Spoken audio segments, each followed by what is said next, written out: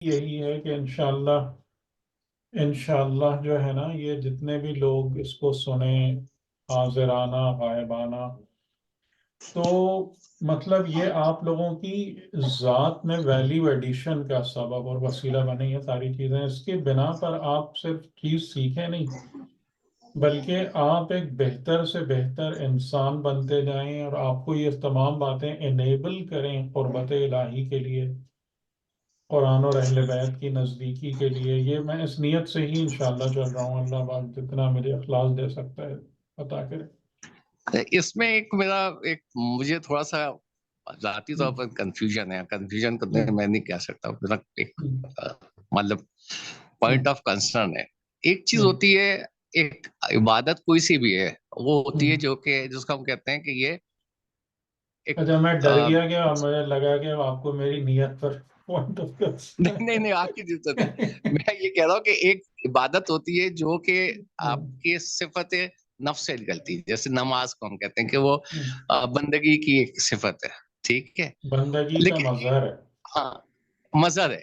لیکن ایک چیز ہوتی ہے جو بعض دفعہ آپ کو فرق نہیں ہوتا کہ یہ میں اس صفت کے ذریعے پڑھ رہا ہوں یا میں عادت کے طور پر پڑھ رہا ہوں. یہ کنفیوژن جو ہے وہ رہتی ہے کہ بھئی کہیں یہ جو نماز یا روزہ رکھا جا رہا ہے یہ صرف عبادت کے لیے ہے، خالص اللہ کے لیے، یا نہیں، ایک روٹین ہے، وہ چیز تو ایک علامت عادت ہے. سے آپ کو پتہ چل جائے گا.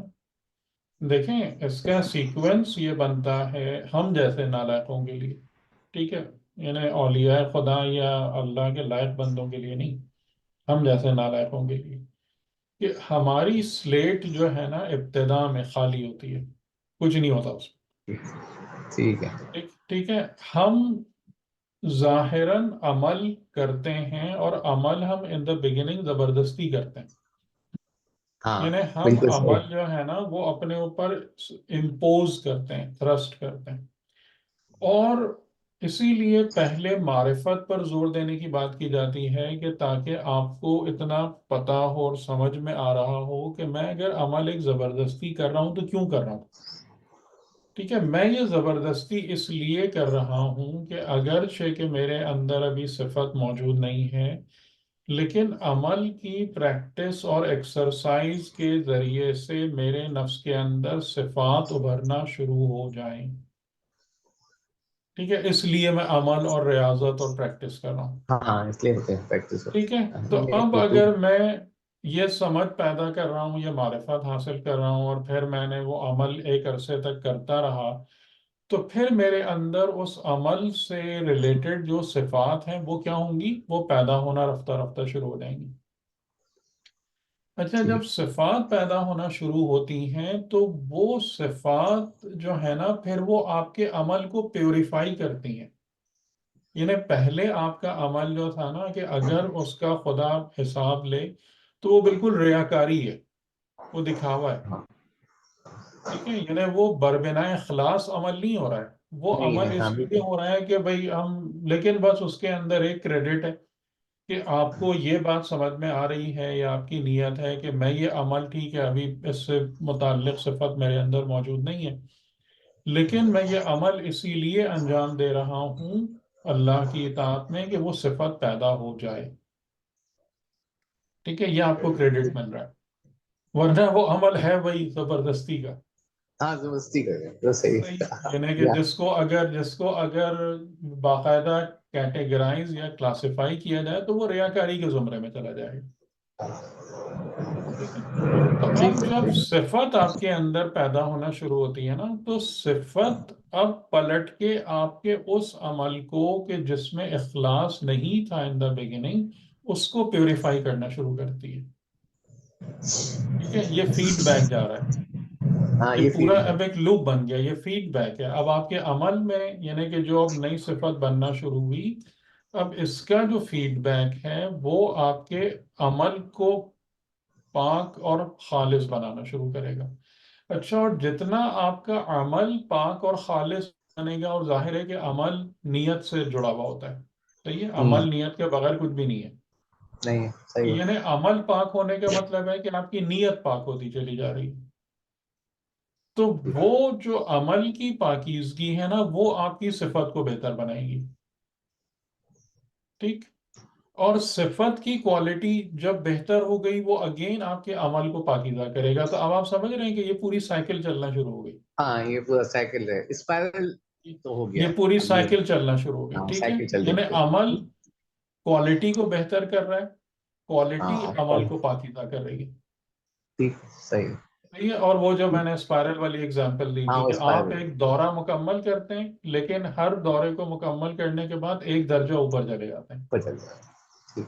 ٹھیک ہے. تو یہ تمام کی تمام چیزیں. اب آپ کے سوال کے جواب کی طرف آؤں کہ اگر یہ والی سائیکل آپ کے اندر واقعاً چل رہی ہے تو آپ کو خود نظر آئے گا آپ کی اپنی ذات میں کہ اس صفت موجود ہے یا نہیں ہے،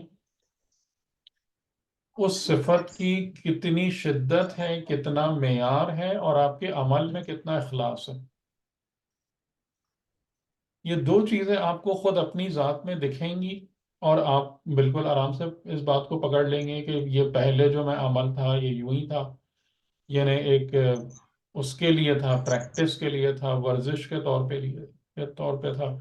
اور جو عمل خالی ایک عادت کے طور پر انجام دیا جاتا ہے وہ تو آپ کے نفس پر کوئی اثر پیدا ہی نہیں کرتا. ہاں وہ نہیں پیدا کرتا.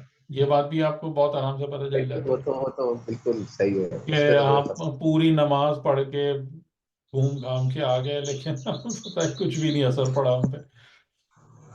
روزے پورے ماہ رمضان کے روزے گزار دیے. اور شب قدر جو ہے نا، شب قدر کو رکھنے کی ایک بہت بڑی حکمت یہ بھی ہے کہ لیلۃ القدر میں آپ کو اپنے پورے روزوں کی قدر و قیمت نظر آ جاتی ہے.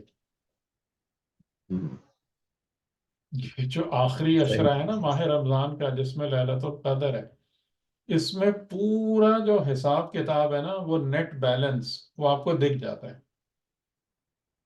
کہ اگر کوئی مستعد اور آمادہ اور بیدار مومن ہے تو وہ اگر معصومین علیہ السلام کے ہدایات پر عمل کرتا ہے تو اس کا حساب رجب سے شروع ہوتا ہے.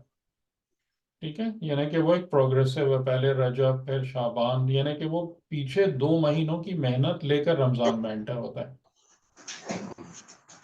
جو اصل ریکمنڈیشن ہے وہ یہ کہ رمضان میں یوں ہی نہیں منہ اٹھا کے چلے جاؤ. یعنی رمضان جو ہے وہ دسترخوان خدا ہے، تو دسترخوان خدا کو یوں منہ اٹھا کے نہیں بیٹھ جاؤ بلکہ پریپیئر ہو کے جاؤ. تو یہ اب مجھے نہیں پتا کہ ہم میں سے کتنے لوگ اس نصیحت پر عمل کرتے ہیں یا کر پاتے ہیں. ٹھیک ہے، لیکن جو آخری عشرہ ہے نا، آخری عشرہ آپ کو بالکل صاف ستھرا بتا دیتا ہے کہ آپ کی رجب شعبان رمضان کی یا رمضان کے روزوں کی محنت کیا تھی، اس کا نیٹ آؤٹ پٹ کیا تھا، آپ کہاں پہنچے، آپ نے کیا اچیو کیا. تو یہ بھی لیلۃ القدر کی جو ہے نا ایک بہت بڑی حکمت ہے.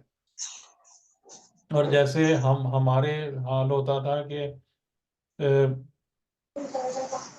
یعنی ہمارا جو ایک حال رہتا تھا کہ بس یہ آخری عشرہ آیا تو رمضان بھول گئے، عید کی فکر پڑ گئی. شاپنگ شروع ہو گئی. جی، تو وہیں سے پتہ شاپنگ چل شروع. گیا، رمضان میں کیا کمایا. ٹھیک ہے سر. ٹھیک. جی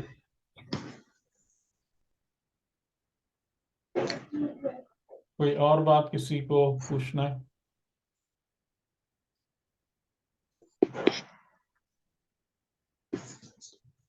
جی جی فرمائیے. السلام علیکم ورحمۃ اللہ. وعلیکم السلام. آغا مجھے یہ پوچھنا تھا کہ ہر چیز کیا مکافات عمل ہے؟ ایک طرف میں نے یہ بھی سنا ہوا ہے کہ کائنات کا سسٹم بہت ایکیوریٹ ہے، ہم جی جو کریں گے وہی ہمیں ملے گا، لیکن میرے جی ذہن میں یہ بھی سوال ہے کہ بعض اوقات ہم کچھ نہیں کرتے یا پتہ نہیں خوش فہمی ہے اور آس پاس کے انوائرمنٹ کی ڈسٹربنس اور غیر منظم چیزیں بھی انسان کو ڈسٹرب کر سکتی ہیں، جی یا وہ بھی کچھ خطا کا کسی خطا کے لیے خداوند عالم ہمیں سکھا رہا ہوتا ہے، یا پھر وہ بھی کوئی گناہ کا کی بخشش کا ہی ذریعہ ہوتا ہے، ایسے لوگوں سے واسطہ پڑھنا یا ایسے انوائرمنٹ میں رہنا. دیکھیں ایک اصول تو قرآن کریم نے بیان کیا ہے کہ وما اصابک من سیئۃ فمن نفسک وما اصابک من حسنۃ فمن اللہ، اور پھر قل کل من عند اللہ. 3 سینٹنسز ہیں، یہ سورہ نساء کی آیتیں کہ اوور آل ہر چیز من عند اللہ ہے، یعنی کوئی چیز خدا کے نظام سے باہر نہیں ہے، کوئی چیز خدا کے قانون سے باہر نہیں ہے. ٹھیک ہے، اسی بنا پر ہم نے جو آپ لوگوں کو شروع میں بتایا تھا، اور پھر وہی مسئلہ ہے کہ جنہوں نے اگر وہ درست نہیں سنے تو وہاں بھی کنفیوژن ہوگا، کہ جہاں پر میں نے اس بات کو بہت کلیئرلی سمجھایا تھا کہ شیطان بھی خدا کے پلان اور نظام کا حصہ ہے، نہ کہ شیطان خدا کے مقابل کھڑی ہوئی کسی طاقت کا نام ہے. ٹھیک ہے، یہ بہت امپورٹنٹ کنسیپٹ ہے to understand the meaning of life یا سسٹم آف لائف. تو پہلی بات تو یہ ہے کہ کل من عند اللہ، یہ سب کا سب نظام خدا کے مطابق ہے. دوسری بات کہ جب انسان کو اس میں ایک بااختیار مخلوق کے طور پر رکھا گیا تو ظاہر ہے کہ ڈیفینیٹلی آپ کو جب اختیار دیا گیا ہے، آپ کے پاس چوائسز ہیں، نیتوں کی بھی اور عمل کی بھی، تو ڈیفینیٹلی اس کا ایک اثر بھی رکھا گیا ہوگا. یعنی کہ یہ تو نہیں ہے نا کہ انسان کو ایک چیز دی گئی، بات اختیار دیا گیا اور پھر اس کے بعد نظام زندگی میں اس کا کوئی امپیکٹ ہی نہیں ہے. خدا نے ایسا نظام تو نہیں بنایا ہوگا، ورنہ پھر یہ اختیار کا نظام بیکار ہو جاتا ہے. تو اب یہاں پر جو ہمارا اختیار ہے وہ کس چیز کے بارے میں، اب سوال یہ ایک بہت بڑا سوال ہے کہ ہمارا اختیار سے ہوتا کیا ہے، اور ہم کیا کیا چیزیں چوز کر سکتے ہیں، یعنی ہمارے اختیار کا اسکوپ کیا ہے، اور اس اختیار کا خود ہماری زندگی پر اثر کیا پڑے گا. ٹھیک ہے، تو اس میں جو چیز مجھے اور آپ کو چوز کرنے کے بارے میں حکم دیا گیا ہے یا جس کو انکریج کیا گیا ہے وہ یہ ہے کہ ہم اپنی زندگی میں یا اطاعت خدا والے راستے کو چوز کریں یا معصیت خدا والے راستے کو چوز کریں. ٹھیک ہے، یہ بات سمجھ میں آ رہی؟ بات سمجھ میں آ رہی؟ نمبر 1 چوائس یہ ہے. ٹھیک ہے، جی آقا. جنہوں جی نے جی ٹھیک ہے، نمبر 1 جی جی. چوائس یہ ہے. ٹھیک ہے، اچھا اب یہاں پر ہم سے جو ایک بہت بڑی خطا سرزد ہوتی ہے، اور اس کی ایک بڑی وجہ وہ تربیت یا ٹریننگ ہے جو ہم لوگوں کو عام طور سے دی گئی ہے، وہ یہ کہ ہم اطاعت خدا اور معصیت خدا کو خالی اوپر اوپر کے کرنے والے کاموں میں دیکھتے ہیں. یعنی وہی جو بات ابھی ہو رہی تھی کہ آپ نے نماز پڑھ لی تو آپ نے اطاعت خدا کا حق ادا کر دیا. ٹھیک ہے، یا آپ نے فلاں برا کام نہیں کیا تو آپ نے معصیت خدا سے بچنے کا حق ادا کر دیا. لیکن اصل میں ان دونوں چیزوں کا اسکوپ اس سے بہت زیادہ ہے، جس پر ہم نے زور دیا کہ جی شہزاد بھائی، کہ اصل کیا ہے. اطاعت خدا کا مطلب کیا ہے کہ وہ صفات پیدا کرو جو خدا کو پسند ہے، اور معصیت خدا سے بچنے کا مطلب یہ ہے کہ ان صفات کو اپنے اندر سے باہر نکالو جو خدا کو ناپسند ہے. یہ والی بات بھی سمجھ میں آ رہی ہے آپ کو؟ جی آقا.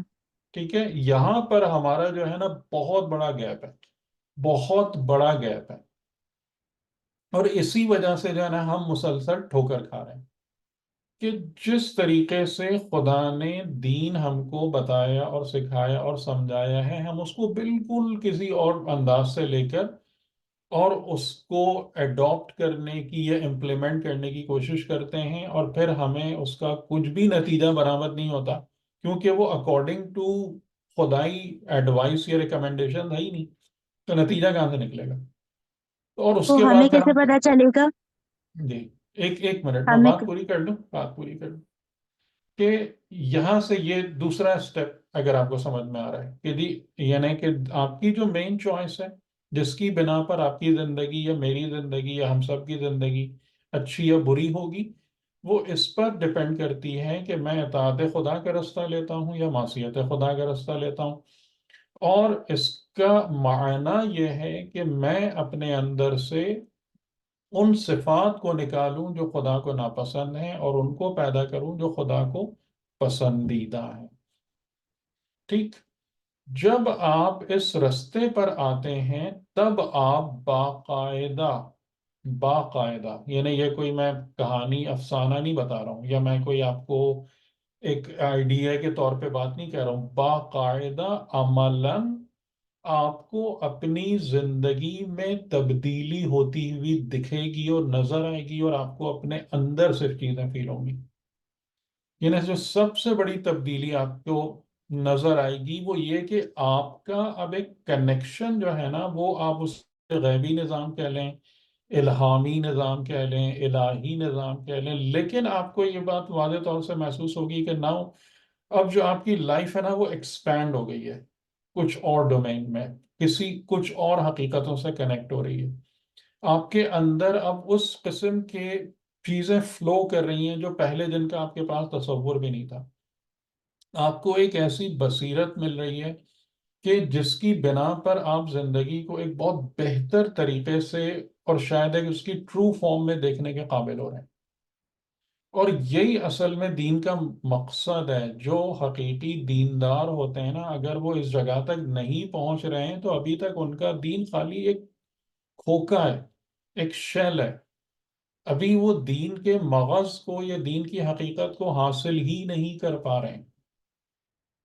ٹھیک ہے. اور یہی ہمارے لیے بہت بڑی پرابلم ہے کہ ہمارے لیے دین صرف الفاظ ہیں یا ظاہراً کچھ کام کرنا ہے, تو یہ والی چیز ہم کو نصیب ہی نہیں ہوتی. تو اب جب آپ کا وہ جو مسئلہ آ رہا ہے نا کہ جو آپ کے ارد گرد کا ماحول ہے یا لوگ ہیں, تو اب وہاں پر جب آپ کے پاس خدا کی طرف سے وہ بصیرت اور الہی امداد آنا شروع ہوتی ہے تو آپ کو خدا ان لوگوں سے بھی ملاتا ہے کہ جن کے ذریعے سے آپ کی زندگی بہتری کی طرف جاتی ہے. خدا آپ کو ان کے شر سے بھی محفوظ رکھتا ہے جن کی وجہ سے آپ کی زندگی میں خرابیاں آ سکتی ہیں. اگر ضروری ہوگا تو خدا آپ کو اس ماحول سے نکال کر اس ماحول میں لے جائے گا جو آپ کے لیے بہتر ہے. یہ نہیں کہ پھر آپ کی پوری زندگی اس نظام کے ہاتھ میں چلی جاتی ہے. اور جو بار بار ہم ایک چیز پڑھتے ہیں جملہ لیکن اس کی ہمیں سمجھ کبھی نہیں آتی کہ وَهُوَ مُدَبِّرُ الْأُمُورِ يُدَبِّرُ الْأَمْرِ. مدبر الامور کون ہے؟ خود خدا ہے. کہ جو چھٹے امام نے بھی فرمایا کہ اپنے امور مدبر الامور کے حوالے کرو, خود نہیں لے کے بیٹھ جاؤ, تمہاری عقل سے کچھ نہیں ہونے والا. تمہارا کام بنیادی طور سے کیا ہے؟ خدا کے مطیع و فرما بردار بنو. تم اپنے آپ کو ایسا بناؤ کہ خدا تمہیں قبول کر لے عبد کی حیثیت سے, پھر وہ تمہارے امور کی تدبیر کرے گا. لیکن یہ والا روٹ جو ہے نا یہ بالکل ہمارے لیے بہت اجنبی ہے, اور بلکہ اگر بتایا جائے تو بہت سارے لوگ اس کو افسانہ سمجھیں گے کہ یہ آپ پتہ نہیں کس قسم کی آئیڈیلسٹک ورلڈ کی باتیں کر رہے ہیں, ہم نے تو نہ کسی کو ایسا دیکھا نہ ایسا ہوتا ہے. تو یہ ہے جی. اب آپ فرمائیے کیا کہنا چاہ رہے میں آپ سے یہ کہہ رہی تھی کہ آپ نے جو بات کہی ہے وہ کسی حد تک مجھے سمجھ میں آئی ہے. ہیں جی. اور میرا سوال یہ ہے کہ اس کا میں یہ کہنا چاہ رہی ہوں کہ ہر چیز مکافات عمل نہیں ہوتی. یہ صحیح ہے؟ یعنی اس کو ایکسپلین کریں تھوڑا سا. مطلب مثال کے طور پر کہ مجھے کوئی میں مثال دے رہی ہوں صرف کہ ہو سکتا ہے کہ میرے نیبرز میں سے کوئی مجھے میری روحانی اذیت کا باعث بن رہا ہو. مکافات عمل کی بات نہیں ہے, لیکن دیکھیں اس کو سمجھیں. جو زندگی آپ نے چوز کی ہے نا, جی. ہر چیز آپ کی چوائس کے نتیجہ ہے. اب آپ اس کو مکافات عمل کہیں یا کچھ بھی کہیں. اچھا مثال سے آپ مجھے شاید میں سمجھا سکوں. نہیں نہیں, میں آپ کی بات بالکل سمجھ گیا ہوں. یعنی آپ کا نقطہ نظر یہ ہے کہ میں نے فلاں عمل کیا ہے اس کے نتیجے میں یہ چیز مجھے مل رہی ہے, یہ کہنا ہے نا آپ کا.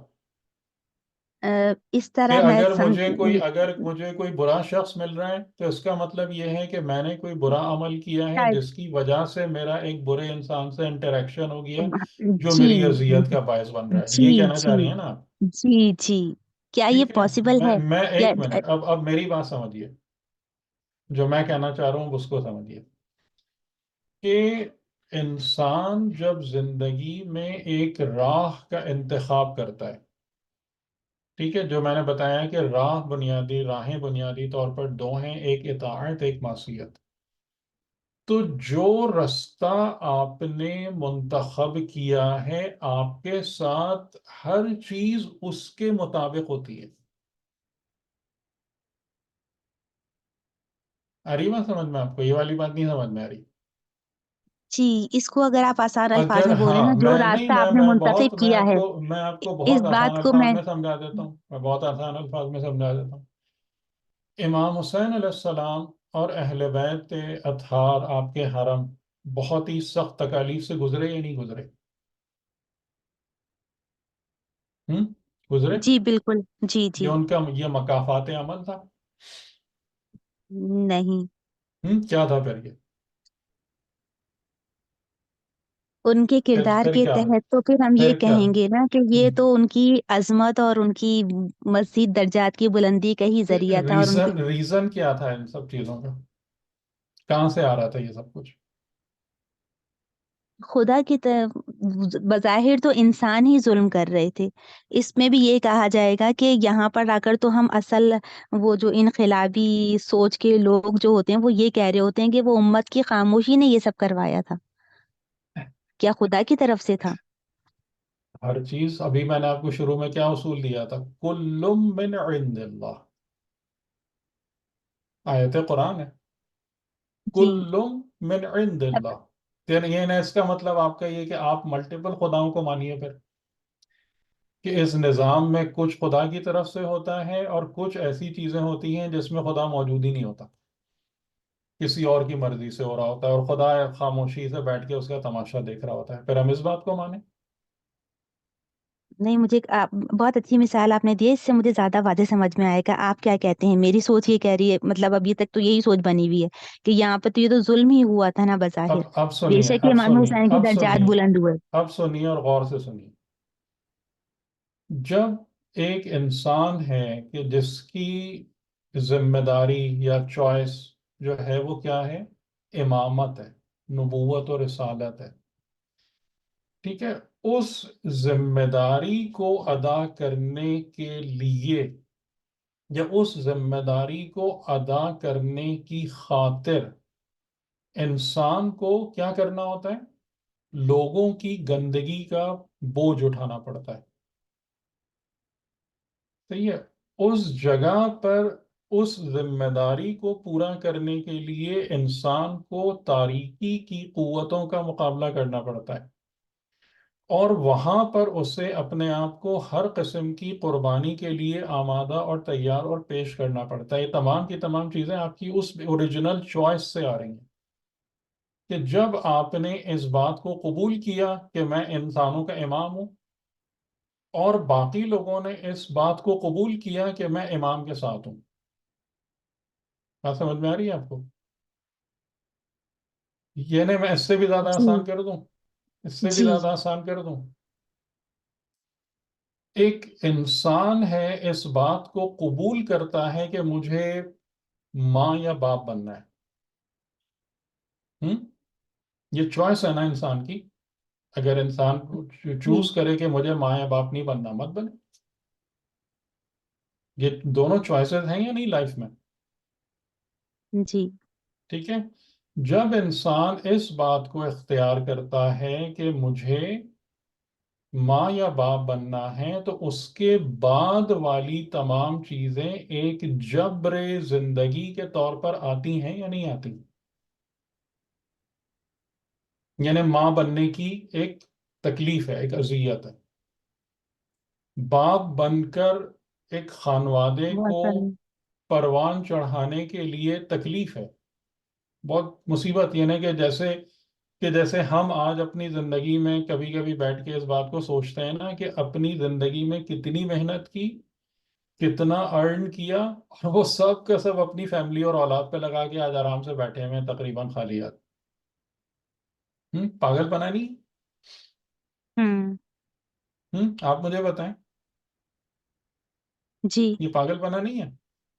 لیکن کوئی انسان جو ہے وہ اس چیز سے بچ سکتا ہے، وہ کہے کہ نہیں مجھے ماں اور باپ بھی بننا ہے اور میری زندگی کے وہی مزے ہوں جو یہ کنوار سب پن کے تھے. چیزیں ہم؟ ایوری تھنگ سب کچھ سیٹ رہے، ایسا وہ نہیں ہو کنوار سکتا. پن میں جیسے میں فری تھا، جیسے وہ لڑکی کہے کہ میں 10 بجے سو کے اٹھتی تھی، جیسے گھومتی تھی پھرتی تھی، اب ابھی بھی وہی کرنا ہے سارا، تو کبھی بھی پھر وہ اس ماں سے کا میرے حق ادا. اس تو اس سے اس کا جو اس کو اصل مسئلہ مکافات عمل نہیں ہے، وہ لفظ مناسب ہوں. نہیں ہے.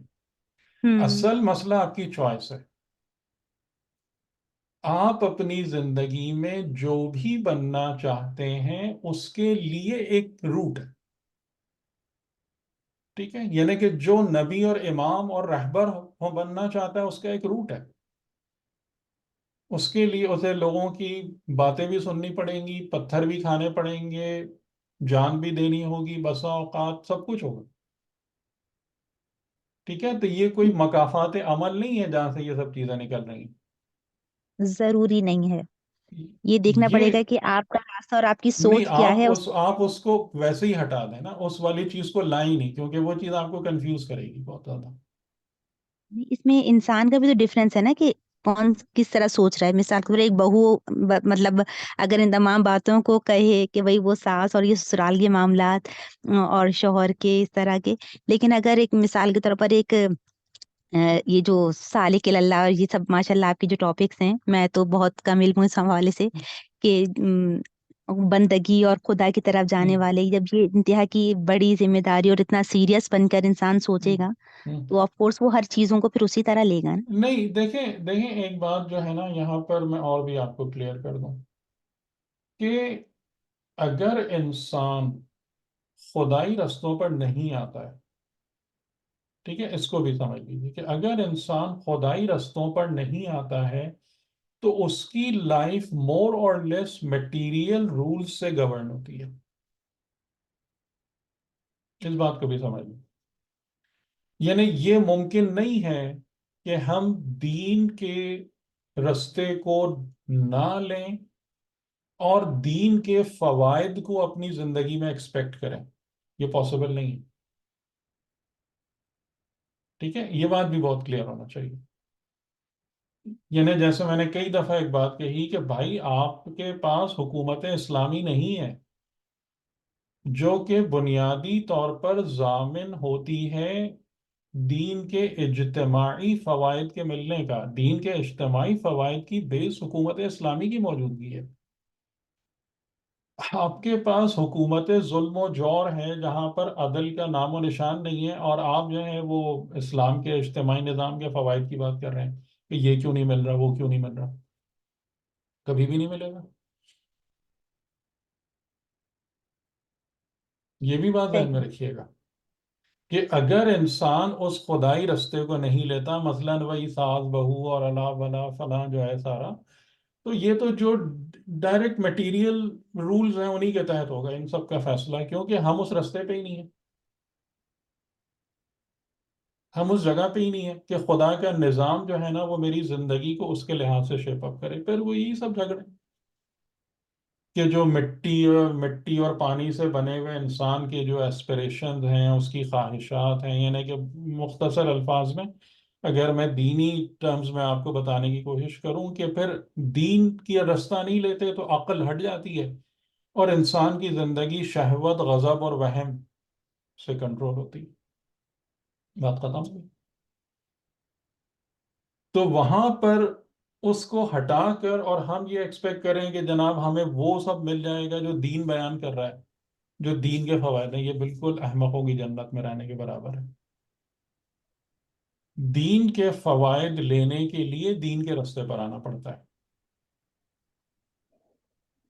اس کے بغیر نہیں ملتے وہ فائدے. اور جو میں نے شروع میں آپ کو عرض کر دیا تھا کہ وہاں پر ہمارا جو ایک بہت بڑا غلط فہمی ہے کہ بس یہ کر لو اور وہ کر لو اور یہ نہ کرو اور تم دین پر آ گئے. تو اس غلط فہمی کی وجہ سے اسٹل ہم مشکل میں پڑے رہتے ہیں. جی تھینک یو. تھینک یو سر.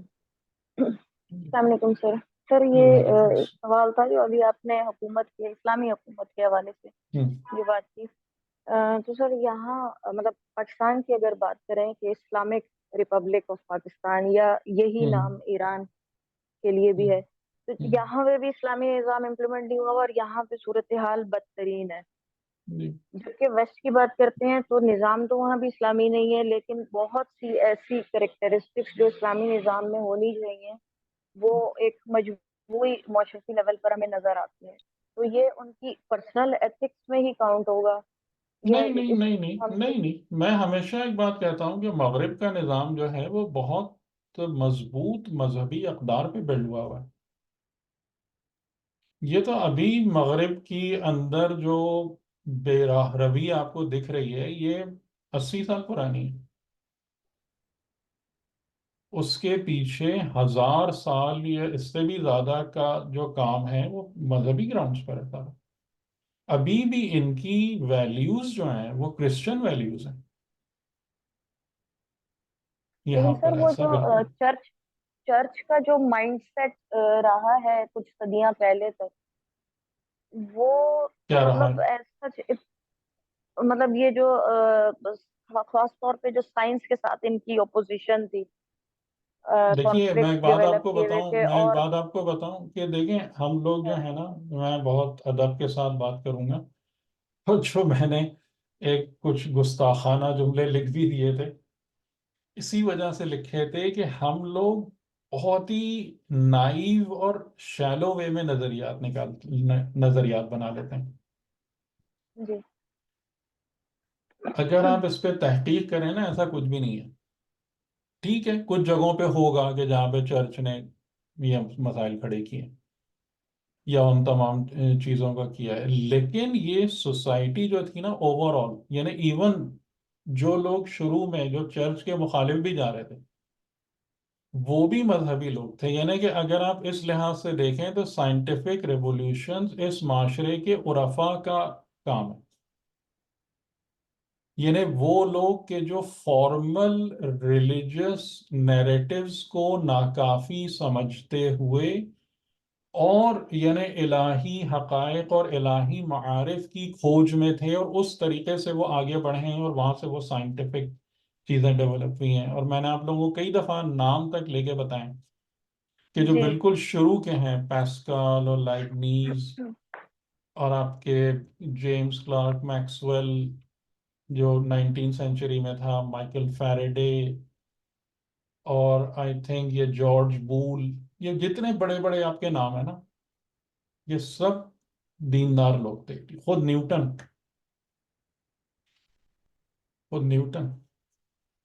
بالکل سر, یہی پوائنٹ تھا کہ جو ایک ظاہری پریکٹسنگ چرچ تھا وہ ان کے خلاف تھا نا, ان کو ایکسپٹ کرنے لیکن پہ پورے تیار طور نہیں. سے نہیں, پورے طور سے نہیں. یعنی ایسا نہیں ہے کہ جو آپ کہیں گے بالکل ہی, یعنی جیسے ہمارے یہاں بھی آپ دیکھیں کہ اس وقت جو ہمارے پاس بھی جو مین پرابلم آ رہا ہے نا وہ بنیادی طور پر سی اور ڈی لیول کے مطلب مذہبی ان سے نمائندوں سے آ رہا ہے. کہ اگر اس وقت بھی ہماری قوم جو ہے نا وہ پراپرلی کنیکٹ ہو جائے کہ جو ٹاپ ٹیئر کے علماء ہیں یا جو ان کی گفتگو ہے, اور آپ ان کو خالی بیچ کے واسطوں وسیلوں سے نہ سنیں, تو آپ دیکھیے گا ہماری قوم بہت بہتر ہو جائے گی. انشاءاللہ. کہ وہاں پر ٹھیک ہے مسائل ہیں, یہ ایسا نہیں ہے کہ آپ کہیں گے بالکل وہ کوئی سلسلہ عصمت چل رہا ہے. تو اسی طریقے سے چرچ کے اندر بھی ایک فیکشن ضرور تھا کہ جو اس بارے میں ان کو خطرہ تھا, لیکن اوور آل جو اس معاشرے کا جو پورا مذہبی کمپلیکشن تھا نا وہ اپنی جگہ پر بالکل باقی اور برقرار تھا. اور اس کے اندر پھر یہ لوگ بھی آئے یعنی کہ جن کی وجہ سے ترقی ہوئی کہ جو روحانی یا عرفانی افراد تھے. اور میں کئی دفعہ مثالیں بھی دیتا ہوں کہ اس کی اگر آپ جس نے شرلاک ہومز لکھی ہے, سر آرتھر کونن ڈائل, آپ اس کی دیکھیں کہانیاں. ایون شرلاک ہومز کے اندر اس نے کتنے عرفانی اور روحانی باتوں کو ذکر کیا. کتنے اخلاقی کہانیاں ہیں وہ جو اس نے لکھی ہیں شروع میں. یعنی پورا مورل ویلیوز ہیں اس کے اندر جو اس نے شرلاک ہومز کی کہانیاں لکھی ہیں. مورل ڈائمینشن ہے اس کا باقاعدہ. تو یہ سب کی سب چیزیں. اور میں ابھی بھی یعنی کہ میں اس کام ڈیلیبریٹلی نہیں کرتا. جیسے میں نے ابھی شاید کسی نے کہا بھی تھا نا کہ وہ جب بات ہو رہی تھی ہندو و نصرانی، تو میں نے یہی بات کہی تھی کہ ان کو پڑھے بغیر یہ فیصلے نہ دیں کہ وہ بیکار لوگ ہیں یا وہ گمراہ ہیں یا بدعتی ہیں. یہ سب پڑھے بغیر فیصلے نہ دیں. یعنی میں آپ لوگوں کو اگر دلچسپی رکھتے ہیں، میں آپ کو ایک کتاب ریکمینڈ کرتا ہوں جو وہ ہے varieties of religious experience, William James, جو 19th اور 20th سینچری کا بہت مشہور سائیکولوجسٹ اور وہ سب گزرا ہے. اس کی تقاریر ہیں، خیال 12 تقریریں. آپ دیکھیں اس میں اس نے مذہب کے حوالے سے، مذہبی تجربے کے حوالے سے کتنی اعلیٰ باتیں کی ہیں. آپ کو ہمارے سر یہاں ایسے لوگ نہیں ورائٹیز ملیں آف گے. Religious experience, varieties of religious experience. تو میں یہ سب جملے کہنا نہیں چاہتا کیونکہ یہ اچھا نہیں ہے ان کا ذکر کرنا. لیکن اگر آپ ان کی پچھلے 400-500 سال میں ان کی طرف سے دیکھیں کہ انہوں نے دین اور مذہب پہ کیا لکھا ہے اور کیا کیا ہے اور کس معیار کے لوگ پیدا کیے ہیں، اور اپنی طرف دیکھیں، آپ کو بہت زیادہ ڈفرینس نظر آئے گا. آپ کو واضح طور سے نظر آ جائے گا کہ ان کو ترقی کیوں ملی اور ہم اس حال میں کیوں ہیں. بالکل. اور ابھی بھی ہم، جو افسوس کی بات ہے کہ ابھی بھی ہم کچھ سیکھنے سمجھنے کو تیار نہیں ہیں.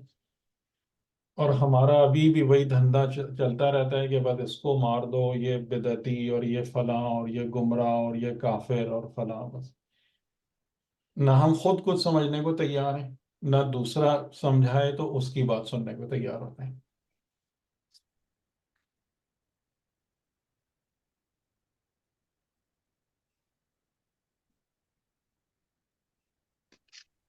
مطلب اس سب کے لیے سب سے پہلے ریلیجس ہارمونی کی ضرورت ہے. نہیں، سب سے پہلی چیز معرفت کی ضرورت ہے. معرفت اور دیانتداری. میں نے آپ لوگوں کو ہمیشہ اسی بات پہ زور دیا ہے کہ جہاں جھوٹ ہوگا، جہاں ریاکاری ہوگی، وہاں پر آپ بھول جائیے سب کچھ. وہاں کچھ نہیں ہو سکتا.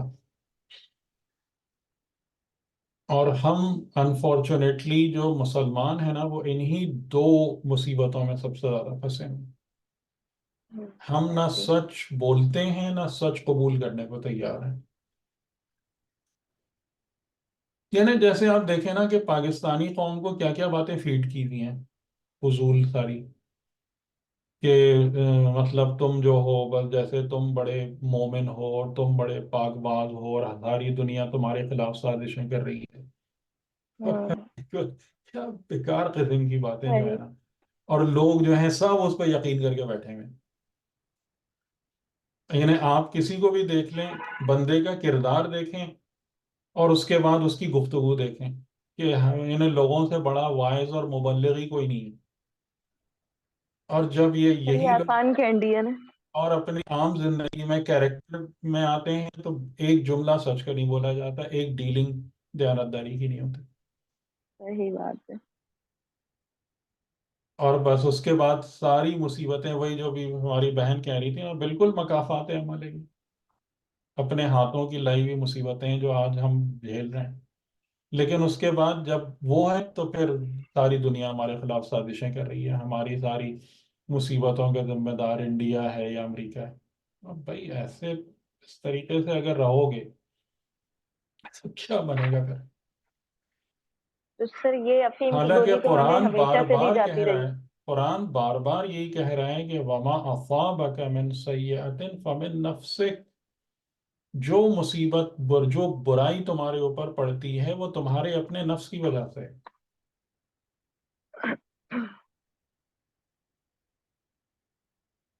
تو بس یہ چیزیں ہیں.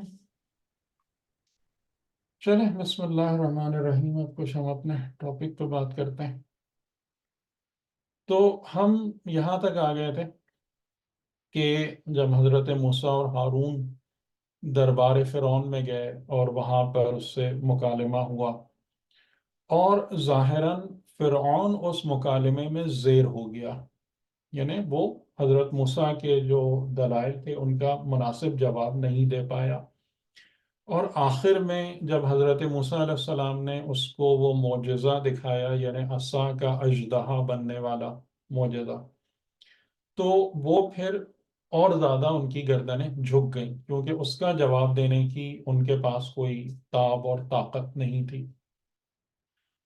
تو الٹیمیٹلی پھر جو بات ڈیسائیڈ ہوئی وہ یہ ہوئی، یعنی خدا کہہ رہے ہیں وَلَقَدْ أَرَيْنَاهُ آيَاتِنَا، کہ بے شک ہم نے اس کو دکھا دی اپنی آیتیں کلہا، سب کی سب۔ اب کلہا سے مراد یہاں پر یہی ہوگا کہ یعنی وہ تمام آیتیں جن کے ساتھ ہم نے موسیٰ کو بھیجا تھا فرعون کی طرف۔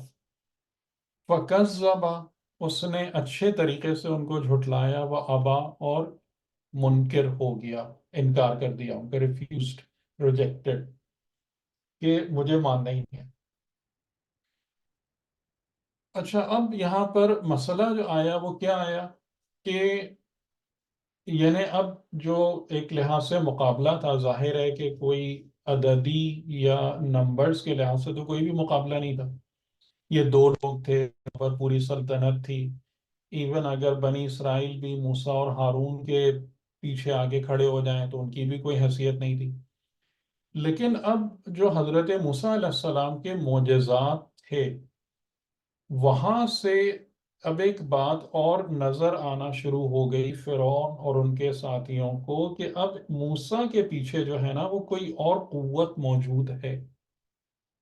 اب وہ اس کو کوئی بھی نام دیں، اس کو سحر کا نام دیں، اس کو خدا مانیں، الہ مانیں، کچھ بھی مانیں، لیکن اب ان کو یہ بات نظر آ گئی، کیونکہ اگر ایک انسان اپنے ظاہراً اشارے سے لکڑی کو ایک بہت بڑے سانپ یا اژدہے میں تبدیل کر سکتا ہے اور دوبارہ اس کے ہاتھوں میں آ کے وہ سانپ پھر سے لکڑی بن سکتا ہے، تو یہ ایک ایسی چیز نہیں ہے کہ جس کو کوئی مخالف جو ہے نا آسانی سے اگنور کر دے، کہ اب اس پر اس بات کی ہی دہشت طاری ہونا ہے کہ یہ یعنی یہاں پر جو ہے اگرچہ کہ ہڈن ہے لیکن کوئی بہت ہی طاقتور ایجنسی جو ہے اب ہم اس کا سامنا کر رہے ہیں یا وہ ہمارے سامنے آ رہی۔ تو اب انہوں نے پھر حضرت موسیٰ اور ہارون پہ ہاتھ نہیں ڈالا، بلکہ ان سے یہ کہا اجئتنا لتخرجنا من ارضنا بسحرک یا موسیٰ۔ اچھا، یہ جو جملہ ہے نا یہ ایک ٹپکل طاغوتی پروپیگنڈا یا اسٹریٹجی کو بھی ظاہر کرتا ہے، اور وہ کیا ہے کہ جو ہم پیچھے تمام انبیاء کے اس میں بھی دیکھتے چلے آ رہے ہیں کہ جو بھی نظام طاغوت ہے اس کی سب سے پہلی جو اس کا سب سے پہلا وار ہوتا ہے نا وہ یہی ہوتا ہے کہ نبی کو اور اس کے پیغام کو اور اس کے کام کو ڈسکریڈٹ دیا جائے، اس پر کوئی برا لیبل لگا دیا جائے، تاکہ لوگ جب دیکھیں تو اس لیبلنگ کو دیکھ کر ہی وہ بھاگ جائیں، یعنی کہ کیونکہ انہیں بھی یہ بات سمجھ میں آ رہی ہے کہ لوگ اگر ان سے قریب ہوں گے، اگر ان کے پیغام کو وہ سننا شروع ہو گئے، اس پر غور کرنا شروع ہو گئے، تو ہمارا کام تمام ہے۔ تو لوگوں کو کس جگہ سے روکنا ہے کہ لوگ نبی سے یا حجت خدا سے قریب ہو کر ان کی بات سن نہ پائیں، ٹھیک ہے، ان سے وہ نہ ہو، یعنی کہ ان کے اثر میں ان کے زیر اثر نہ لے پائیں۔ تو اس وجہ سے وہ پہلی منزل پر ہی نا اس کو کیا کرتے ہیں، بدنام کرنے کی پوری کوشش کرتے ہیں، جو پوری طول تاریخ میں آپ کو پتہ ہی ہے، اور خود رسول خدا صلی اللہ علیہ وآلہ وسلم کی زندگی میں ایسی بہت مثالیں ہیں جو قرآن میں بھی موجود ہیں، اور اسی حرکت کی بنا پر رسول خدا نے حشام بن، مجھے یاد نہیں آ رہا لیکن حشام نام تھا اس کا، جس کو رسول خدا نے ابو جہل قرار دیا تھا، اسی حرکت کی بنا پر وہ یہی کام کرتا تھا کہ رسول کے پیغام کو لوگوں کی نظر یعنی اپنی علمیت کے دباؤ میں لوگوں کو لا کر اور رسول کے پیغام کو لوگوں کی نظروں میں ڈسکریڈٹ کرتا تھا، اس بنا پر ہی رسول نے اس کو ابو جہل کا نام دیا تھا۔ ٹھیک. تو اب یہاں پر جو ان کا جملہ ہے فرعون کا، وہ کیا ہے کہ کیا اجئتنا، کیا تم ہمارے پاس آئے ہو، لتخرجنا من ارضنا، تاکہ تم ہمیں باہر نکال دو ہماری زمین سے. اب یہ اس نے لگایا وہ لیبل، یہ پیسٹ کیا حضرت موسیٰ پر، کہ وہ جتنی باتیں تھیں کہ رب العالمین پر ایمان لاؤ، رب کون ہے اور اس کے کام کیا ہیں اور ظلم مت کرو، وہ سب تو گیا، اس کے تو کوئی بات ہی نہیں، وہ سب بیک گراؤنڈ میں دھکیل دیا. تم کس لیے آئے ہو؟ اس لیے آئے ہو کہ تم ہماری زمین سے ہم کو باہر نکال دو، یعنی تم ہمارے پاس ٹائرنٹ بن کر آئے ہو. اور اب جتنے مطلب عقل مند لوگ ارد گرد بیٹھے ہوتے ہیں، اور ظاہر ہے کہ قرآن کریم نے ان کو یہی کہا ہے کہ یہ بے وقوف نہیں ہے، یہ سب کے سب مفاد پرست اور دنیا کے حریص و لالچی ہیں، جو نمرود اور فرعون جیسے لوگوں کی باتوں میں آتے ہیں اور ان کے پیچھے چلتے ہیں. ایسا نہیں ہے کہ ان کو سمجھ میں نہیں آتا کچھ بھی. اسی لیے ان کے عذاب میں وہ پوری قوم شریک ہے. کوئی وہاں پر یہ نہیں کہہ کے بچ سکتا کہ جی ہم مستضعف تھے یا ہمیں زبردستی کر، سب کے سب اس کے پیچھے جہنم میں جائیں گے. ٹھیک ہے. تو اب اس پر سوچنے کی کسی کو فرصت نہیں ہے کہ جو حضرت موسیٰ کا پیغام تھا اور جو انہوں نے چیز فرعون کے سامنے رکھی تھی، اب وہ سب پلٹ کے کہاں پر آ گیا کہ جی آپ اس لیے آئے ہیں کہ ہماری زمین سے ہم کو نکال باہر کریں، اور کسی کے پاس اب یہ بھی سوچنے کی فرصت نہیں ہے کہ یہ دو آدمی یہ کام کیسے کر لیں گے جن کی قوم غلام ہے. ٹھیک ہے. اب اس کے بھی سوچنے کا کوئی وہ نہیں ہے، کسی کے پاس ٹائم نہیں.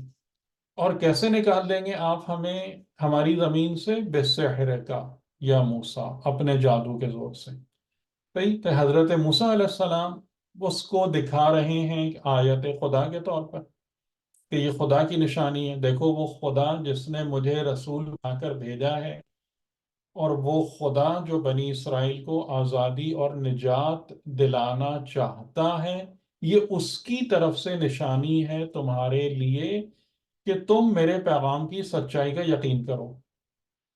تو آپ اس بات کو دیکھ رہے ہیں، حضرت موسیٰ کا کام ہو گیا لِتُخْرِجَنَا مِنْ أَرْضِنَا، آیت خدا ہو گئی بسحر کا. یہ کام ہے جو ہر دور کا طاغوت کرتا ہے. یہ سب کچھ آج بھی جاری ہے، یہ سارے دھندے جو ہے نا آج، اور آج تو اس میں سوفسٹیکیشن بہت بڑھ گئی ہے اس والے کام کے اندر. تو یہ ہے، اور اسی وجہ سے ہر انسان کو، ہر مسلمان کو، ہر مومن کو بابصیرت اور بامعرفت ہونے کی بہت زیادہ ضرورت ہے، کہ تاکہ یہ جو سامنے نقاب لگائی جاتی ہے، جو یہ پردے لگائے جاتے ہیں جس کے پیچھے اصل حقیقت کو چھپانے کی پوری کوشش ہو رہی ہوتی ہے، آپ کی بصیرت جو ہے نا وہ ان پردوں کو چاک کر سکے، اس کو پھاڑ سکے، آپ صحیح جگہ تک پہنچ سکے. اور اپیرنٹلی یعنی کہ جیسے حضرت ابراہیم کے دور میں بھی نمرود نے جو کام کیا تھا کہ انہوں نے کہا کہ میرا رب زندہ کرتا ہے اور میت کرتا ہے، تو اس نے ایک بے گناہ کو پھانسی لگا دی، جس کو سزائے موت ہو گئی تھی اس کو رہا کر دیا، اور کہہ رہا میں بھی یہ کام کرتا ہوں. اب یہ اول درجے کا فراڈ ہے. لیکن اس کے ارد گرد جو بیٹھے ہوئے لوگ تھے سب مطلب اپنی جگہ ٹھیک ہے، ہاں کنونسڈ ہیں جی، اب بالکل آپ بھی یہ کام کرتے ہیں. تو یہاں بھی یعنی فرعون کو کوئی اپوزیشن نہیں ملی کہ کسی نے اس سے اٹھ کے یہ نہیں پوچھا کہ یہ آپ کس قسم کی باتیں کر رہے ہیں. موسیٰ تو آپ کے پاس بالکل کوئی اور پیغام لے کر آئے تھے، انہوں نے تو کوئی اور چیز رکھی. یہ اس میں کیسے ٹرانسفارم ہو گیا کہ تم اس لیے آئے ہو کہ ہمیں ہماری زمین سے باہر نکال دو، اور تم بہت ہی کوئی ہائی لیول کا جادو لے کر ہمارے پاس آ گئے ہو. یہ دو باتیں کہاں سے آ گئیں؟ یہ تو تھیں ہی نہیں، یہ تو پچھلے پورے کانٹیکسٹ میں اس کا کوئی وجود ہی نہیں تھا.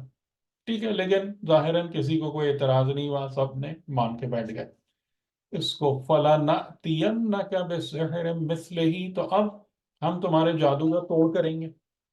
یعنی اب اس نے، فرعون نے ایک اور چانس لینا چاہا کہ جادو کو پھر جادو سے وہ کیا جائے، اور اس زمانے میں وہ آپ کو پتہ ہی ہے، جو امام رضا علیہ السلام کے روایت بھی ہے کہ خدا نے ہر پیغمبر کو جو معجزہ دیا وہ اپنے دور کے اس ہنر کی بنا پر دیا جو اس دور میں کمال پہ تھا، تاکہ تاکہ اس زمانے کے لوگ اس معجزے کو اچھے طریقے سے ریکگنائز کر سکیں. ٹھیک ہے، یعنی کوئی ایسی چیز ہو جو آپ کے لیے بہت ہی فیملیئر ہو، جس کے انز اینڈ آؤٹس کو آپ جانتے ہو، اگر اسی فینومینن میں، اسی فیلڈ میں ہائر لیول کی کوئی چیز آپ کے سامنے آئے گی نا، تو آپ اچھے طریقے سے سمجھ لیں گے کہ اس کا معیار کیا ہے یا یہ کس کوالٹی کی ہے. تو ہم بھی تمہارے پاس جو ہے وہ اسی کے جیسا ایک سحر لے کر آئیں گے، اور پھر ہم باقاعدہ تم سے مقابلہ کریں گے. فَجْعَلْ بَيْنَنَا وَبَيْنَكَ مَوْعِدًا. اور دیکھیں یہی وہ ساری چیزیں ہیں نا کہ جو پلان آف خدا ہوتی ہیں، خدا کا پلان ہوتی ہیں. اور جو دشمن ہے، یعنی جو طاغوت ہے، اسے خود نہیں پتا ہوتا کہ وہ کس طریقے سے اپنے کھودے ہوئے گڑھے میں یا اپنے بنے ہوئے جال میں خود ہی پھنستا چلا جاتا ہے. اب فرعون کو یہ سب شیخی بگارنے کی ضرورت نہیں تھی، اگر اس کو موسیٰ اور ہارون کا کام ختم کرنا تھا کہ ہم جو ہے نا ایک باقاعدہ کانٹیسٹ کریں گے اور اس کا ایک خاص ٹائم ہوگا اور اس میں تم بھی آؤ گے اور ہم بھی آئیں گے. اب یہ اس شیخی خوری کی اس کو ضرورت نہیں تھی. تو یہ اپنے دربار میں بلا کے بھی وہ یہ کام کر سکتا تھا جادوگروں کے ساتھ مقابلے کا، لیکن اب وہ خود ایک جال میں پھنس رہا ہے. ٹھیک، تو حضرت موسیٰ علیہ السلام نے اس موقع کا، اس پیشکش کا پورا فائدہ اٹھایا، موعد والی، کہ ہاں ایک سرٹن اپوائنٹڈ ٹائم اور ڈیٹ پر ہم ملیں گے اور پھر یہ مقابلہ ہوگا. انہوں نے کہا بالکل. قَالَ مَوْعِدُكُمْ يَوْمُ الزِّينَةِ. بالکل تمہارا موعد یوم زینت ہے. یوم زینت یعنی فیسٹیول ڈے، سیلیبریشن ڈے. کہ اس میں بھی آپ کو ایک بات سمجھ میں آتی ہی ہوگی، اور اپنے حالات کو دیکھ کے بھی اور سمجھ میں آتی ہوگی، کہ کسی بھی قوم کو جو ہے نا، اگر آپ کو پستی میں رکھنا ہے، ان کی سوچ اور فکر کو لو لیول پہ رکھنا ہے، تاکہ وہ شیطانی نظام کے پیدا کیے ہوئے پروپیگنڈاز کو آسانی سے بائی کریں اور اس جال میں پھنسے رہیں، تو ان کو فن، انٹرٹینمنٹ، سیلیبریشنز، فیسٹیول اس میں لگا کے رکھو. یعنی جو آج کل کی دنیا میں آپ دیکھیں گے بہت زیادہ ہو گیا، ایسٹ ویسٹ ہر جگہ. ٹھیک ہے، یعنی کہ سال میں 10 آپ کے ایونٹس اور وہ آ رہے ہوتے ہیں کہ ابھی یہ ونٹر میں فلاں اسپورٹ سیزن ہے، تو سمر میں یہ ہے، تو اسپرنگ میں یہ ہے، تو آٹم میں یہ. ہر چیز کا پورا ایک سیزن ہے فن اینڈ انٹرٹینمنٹ کا، کہ لوگ 2 2 3 3 6 6 مہینے تک اس میں لگے رہتے ہیں. ٹھیک ہے، تو یہ والا کام جو ہے نا، یہ ہر طاغوت نے اس قسم کی چیزیں بنائی ہوئی ہوتی ہیں، کیونکہ اس میں لوگوں کو لگاؤ، زینت میں لگاؤ، لہو و لعب میں مصروف کراؤ. اور اس کے دو ان کو فائدے ہوتے ہیں. پہلا فائدہ یہ ہوتا ہے کہ ان ایکٹیویٹیز میں انوالو ہونے کی وجہ سے لوگوں کا ذہنی معیار آٹومیٹیکلی پست ہو جاتا ہے، معیار گھٹیا ہو جاتا ہے شخصیت کا. شخصیت کے اندر بلندی نہیں رہ پاتی، پاکیزگی باقی نہیں رہ پاتی. ٹھیک ہے، اور پھر اس کے بعد یہ کہ وہ ان کے جو بھی وہ نیریٹیوز دیں گے، جو بھی وہ لوگوں کو کہانیاں سنائیں گے، لوگ سب اس کو آسانی سے قبول کر لیں گے. تو یوم الزینہ تمہارا جو فیسٹیول ڈے ہے، سیلیبریشن ڈے ہے، جس میں تمام خلقت اپنے گھروں سے نکلتی ہے، اور خدا جانے اس دور میں کس طریقے سے وہ سیلیبریٹ کرتے تھے، لیکن سب لوگ باہر نکلتے ہیں اور جمع ہوتے ہیں کچھ جگہوں پر یا ایک جگہ پر. وَأَن يُحْشَرَ النَّاسُ ضُحًى. اور کس وقت ہم یہ مقابلہ کریں گے؟ یوم زینت میں، اور دن چڑھے، کہ جب لوگ سارے وہاں پر جمع ہو جائیں. ٹھیک ہے، یعنی اب حضرت موسیٰ علیہ السلام نے فرعون کو خود اس کے اپنے جال میں قید کر لیا، کہ وہ جو ایک دکھانا چاہ رہا تھا، جو شو کرنا چاہ رہا تھا کہ دیکھو ہم لوگوں کے سامنے تمہارا عبرتناک انجام بنائیں گے، تو حضرت موسیٰ نے کہا بالکل، صرف کچھ لوگوں کے سامنے نہیں، جتنی تمہارے مملکت کے یا جو بھی افراد ہیں سب کے سامنے ہم مقابلہ کریں گے. اور دن چڑھے کا کی شرط بھی آپ نے کیوں رکھی؟ تاکہ سارے لوگ آ جائیں اپنے گھروں سے نکل کر. فَتَوَلَّى فِرْعَوْنُ فَجَمَعَ كَيْدَهُ ثُمَّ أَتَى. ٹھیک ہے، یہ والی بات ختم ہو گئی، یعنی یہاں پہنچ کر یہ جو دربار والی میٹنگ تھی وہ کنکلوڈ ہو گئی اس جگہ پر آ کر. فَتَوَلَّى فرعون پلٹ کے اپنے ساتھیوں جو ان کے کاؤنسلز تھے ان کے پاس چلا گیا، اور پھر حضرت موسیٰ اور ہارون جو تھے وہ اپنی قوم میں واپس آ گئے.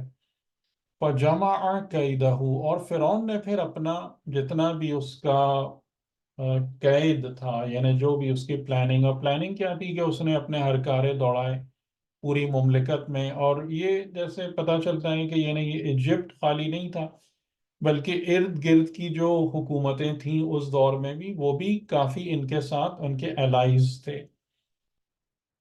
تو مطلب جہاں جہاں پر بھی ان کو پاسبل تھا یہ گئے، اور ثم اتا، اور پھر آئے وہاں سے جو بھی بہترین اور موسٹ اسکلفل میجیشین تھا اس کو لے کر آ گئے وہاں پر مقابلے کے لیے. ٹھیک. اچھا، اس کو میں کچھ اس سے اور بھی کروں گا سپلیمنٹ انشاءاللہ. آج ہم سورہ طٰہٰ سے دیکھ لیتے ہیں، پھر اگلی دفعہ اور جگہوں سے بھی دیکھیں گے. تو وہ ان کو لے کر آ گئے. قال لہم موسیٰ، اور وہ ان کے مقابلے میں آ گئے آمنے سامنے. اب وہ یوم زینت ہے، عوام کا پورا ہجوم ہے، اور ایک طرف جادوگر ہیں. اب یہ نہیں پتا کتنے ہیں، اور ان کے سامنے مینلی حضرت موسیٰ ہیں، کیونکہ جادوگروں کے واقعے میں جو ہے نا جناب ہارون کا نام نہیں ہے. ان کا آخر میں ذکر ضرور ہے، لیکن یہ کہ مقابلہ کرنے والوں میں ان کا کوئی مکالمہ کلمہ نہیں. تو قال لہم موسیٰ، کہ ان سے کہا موسیٰ نے، ویلکم، ویل ہے، بدبختی ہے تمہارے لیے. لا تفتروا علی اللہ کذبا. افترا کا مطلب ہوتا ہے فیبریکیٹ کرنا، یعنی من گڑھت باتیں بنا لینا یا چیزیں گڑھ کے لے آنا.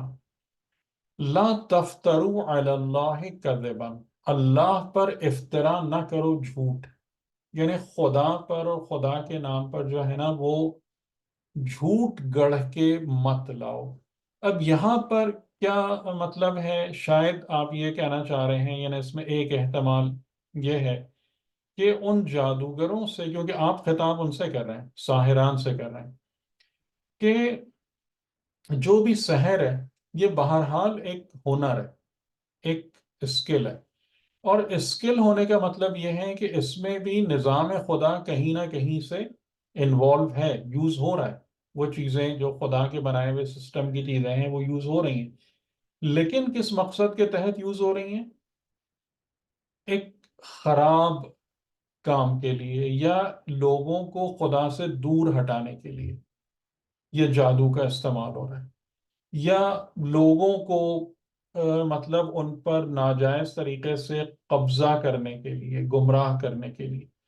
تو یہ بھی ایک وجہ ہو سکتی ہے کہ اللہ پر کذب کا افترا نہ کرو، یعنی وہ چیزیں بنا کر نہ لاؤ خدا پر جو جھوٹ ہے.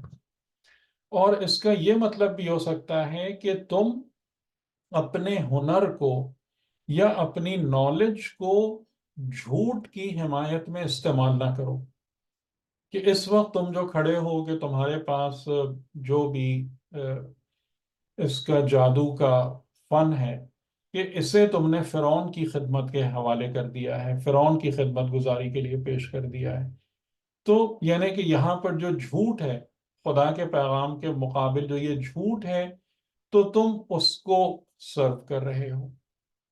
تو فَيُسْحِتَكُمْ بِعَذَابٍ، تو اگر تم نے یہ کام کیا، یعنی خدا پر یا خدا کے مقابلے میں جھوٹ کو فیبریکیٹ کیا، یا جھوٹ بنانے یا پروموٹ کرنے کی کوشش کی، یا خدا کی قوتوں کو جھوٹ کے رستے میں استعمال کرنے کی کوشش کی، فَيُسْحِتَكُمْ بِعَذَابٍ، تو یقیناً تم پر جو ہے نا پھر عذاب تم کو پکڑ لے گا، بلکہ یسحتکم عذاب بعذاب، کہ یعنی تمہارا نام و نشان بھی نہیں رہے گا.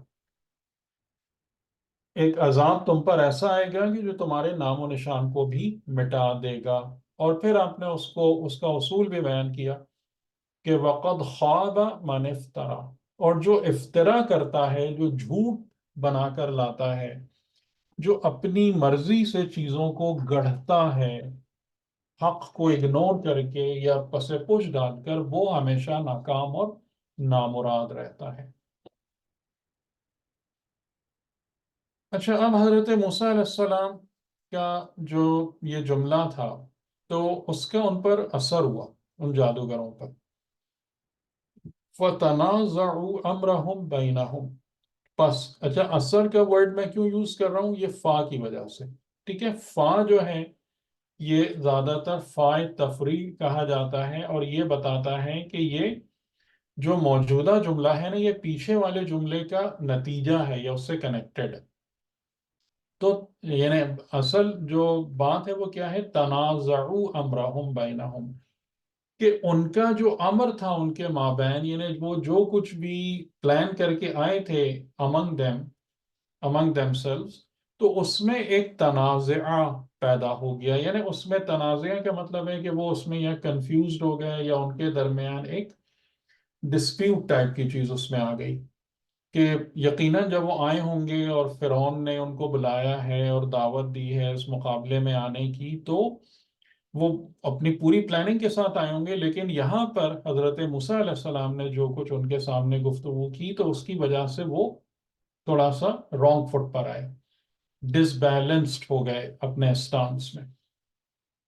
وہ اسر النجوہ، اور انتہائی خاموشی کے ساتھ، پر اسراریت کے ساتھ ایک دوسرے کے ساتھ نجوہ، مناجات یعنی سرگوشیاں کرنے لگے، بالکل ہی یعنی با اسرار کا مطلب ہوتا ہے کہ کسی اور کو پتہ نہ چلے، اتنی خاموشی کے ساتھ گفتگو کی جائے. یعنی لفظ خاموشی تقریباً اپلائی ہو جس گفتگو پر، وہ یہ اسر النجوہ اس میں کہ بہت ہی خفیہ طریقے سے انہوں نے آپس میں پھر ایک دوسرے سے مشاورت کرنے لگے.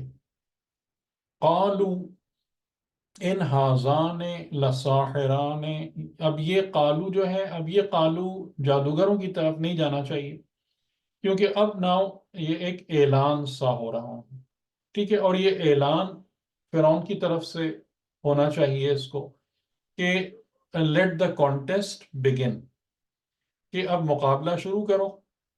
تو اب وہ اعلان ہو رہا ہے کہ کس قسم کا اعلان ہو رہا ہے؟ ان ہاذان ہے کہ یہ دونوں، لساحران ہے، یہ دونوں دو جادوگر ہیں، یہ دونوں یقیناً دو جادوگر ہیں، یریدان ہے جو ان دونوں کا ارادہ ہے، ان یخرجاکم من ارضکم بسحرہما. وہی جو جملہ تھا، یعنی جو ان کا فریب جو دے رہے تھے وہ لوگوں کو یا اپنے کاؤنسلز کو بھی، کہ یہ دونوں اپنے جادو کے زور سے تم کو تمہارے ملک سے یا تمہاری زمین سے باہر نکالنے کے لیے آئے ہیں. اور اب کیونکہ یہ پوری عوام کے سامنے یہ اعلان ہو رہا ہے، تو اب ایک تیسرا طریقہ، تیسرا جملہ بھی اس میں ایڈ ہو گیا. وَيَذْهَبَا بِطَرِيقَتِكُمُ الْمُثْلَىٰ. اور جو تمہارے مثالی طریقے ہیں، یہ چاہتے ہیں کہ ان سے تم کو ہٹا دیں. ٹھیک، مثالی طریقے کیا؟ یعنی کہ وہی جو فرعون اور فرعون کا جو پورا ایک ڈاکوسلا تھا، اور جو چیز تھی کہ انہوں نے ان کو پورا نظام زندگی بنا کے دیا ہوا تھا. عبادات کا بھی نظام تھا، بت پرستی نے عبادات کا مطلب وہی بتوں کی پرستش اور میلے اور ٹھیلے اور پورا زندگی کا پورا سسٹم. تو یہ جو تمہارے مثالی طریقے ہیں، یعنی لوگوں سے، پبلک سے، کہ ان سے یہ چاہتے ہیں کہ تم کو ہٹا دیں، تمہیں کسی اور راستے پہ لے جانا چاہتے ہیں. تو تین باتیں ہو گئی. ٹھیک ہے، یہ اعلان ہوا. تو اب کیا کرو؟ فَأَجْمِعُوا كَيْدَكُمْ. تو یعنی اب تم، جیسے اگر ہم آج کل کی زبان کے الفاظ یوز کریں تو یہ تمہارے لیے جو ہے نا یہ بڑی مقدس وار ہے، یہ سیکریڈ وار ہے تمہارے لیے، یہ مقدس جنگ ہے. تم صرف اپنی زمین کا دفاع نہیں کر رہے ہو، تم اپنی مثالی آئیڈیولوجی کو بھی ڈیفینڈ کر رہے ہو، تم اپنی لائق تعریف زندگی کو بھی بچانے کے لیے میدان میں آئے ہو. جی یہ ساری ریٹورکس. فَأَجْمِعُوا كَيْدَكُمْ، تو اب یہ ظاہراً خطاب جادوگروں سے، تو تم جو بھی پلان اپنے بنا کر آئے ہو، جو بھی جادو اور سحر تیار کر کے لائے ہو، اس کو اچھے طریقے سے جمع کر لو، یعنی گیٹ ویل پریپیئرڈ، کہ بالکل کوئی موقع ہاتھ سے نہ جانے دو ان کے بچنے کا. ثم اتوا صفا، اور پھر آگے صف بنا کر آگے آ جاؤ، کہ اب یعنی باقاعدہ مقابلہ شروع ہو. وقد افلح اليوم من استعلا، وقد افلح اليوم، اور جو فلاح یافتہ ہو گیا اس یوم میں، من استعلا، وہ ہیں کہ جو، یعنی من استعلا، جو آج کے دن عالی رہا، جو بلند ہو گیا. وقد افلح اليوم، آج کے دن وہ فلاح یافتہ ہو گیا، اس نے نجات پا لی. اور یہ دیکھیں کہ یہ جو جملے ہیں جو قرآن نے نقل کیے ہیں، حالانکہ یہ جملے کس کے ہیں؟ ظاہراً یہ ان فرعون کے لوگوں کے ہیں، لیکن ہاؤ ٹرو اٹ از، کہ اور یہیں سے وہ بات سمجھ میں آتی ہے کہ مدبر الامور خدا ہے. فرعون اپنے آپ کو کچھ بھی سمجھتا رہے، اور فرعون اور اس کے ساتھی اور اس کے جیسے لوگ جو ہیں نا، وہ کسی طریقے سے بھی بیہیو کرتے رہیں. زمام کار، امور کی تدبیر خدا کے ہاتھ میں. ٹھیک، تو یہ بالکل ایک پروفیٹک سینٹینس ہے جو ان کی زبان سے نکلا ہے، کہ آج جو بلند رہا وہی فلاح یافتہ ہے. اور دیٹ از ٹرو، بالکل بالکل صحیح بات تھی، کہ جو آج کامیاب ہو گیا، جو آج جس کا ہاتھ اوپر رہا وہی فلاح یافتہ ہو. ٹھیک ہے، تو یہ جناب اعلان بھی ہو گیا. اب جادوگر اور حضرت موسیٰ آمنے سامنے. قالوا یا موسیٰ، تو انہوں نے کہا یا موسیٰ، اے موسیٰ، اما ان تلقیا، کہ کیا تم ڈالتے ہو، وَإِمَّا أَن نَّكُونَ أَوَّلَ مَنْ أَلْقَى، یا ہم ان میں سے ہوں کہ جو یا ہم پہلے ڈالنے والوں میں سے ہو جائیں. یعنی تقریباً ترجمہ جو قریب قریب بنے گا وہ یہ بنے گا کہ اے موسیٰ، کیا تم ڈالتے ہو یا ہم پہلے ڈالنے والوں میں سے ہو جائیں، یا اپنا جادو پیش کریں، جو کچھ بھی ہم لے کر آئیں. قال بل القوا، تو حضرت موسیٰ نے کہا بل القوا، کہ نہیں بلکہ تم ڈالو. اور اس کی جو ہے ظاہری، یعنی کہ ظاہر ہے کہ وجہ یہی ہے کہ جو خدا کا نمائندہ ہوتا ہے اس کے پاس شکست کا تو کوئی امکان ہوتا ہی نہیں. ٹھیک ہے، خدا کا نمائندہ مقتول و شہید ہو سکتا ہے، شکست خوردہ نہیں ہو سکتا. یہ بات بالکل طے رہے، کیونکہ یہ چیز وعدہ الہی ہے. اِنَّا لَنَنصُرُ رُسُلَنَا وَالَّذِينَ آمَنُوا فِي الْحَيَاةِ الدُّنْيَا وَيَوْمَ يَقُومُ الْأَشْهَادُ، کہ بے شک یقیناً ہم نصرت کریں گے اپنے رسولوں کی اور مومنین کی حیات دنیا میں بھی، اور جب شہادتیں قائم ہوں گی یعنی روز قیامت. ہم ان کے ناصر ہیں، ہم ان کے مددگار ہیں. تو یعنی جو بھی نمائندہ خدا ہے، جو بھی ولی خدا ہے، جو بھی حقیقی مومن ہے، اس کے شکست خوردہ ہونے کا تو سوال ہی پیدا نہیں ہوتا. ہاں، وہ مقتول و شہید ہو سکتا ہے، اور مقتول و شہید ہونا شکست کھانا نہیں ہے، بلکہ پھر اسی کے قتل و شہادت سے بہت ساری برکتیں اور بہت ساری اچھائیاں جنم لے لیتی.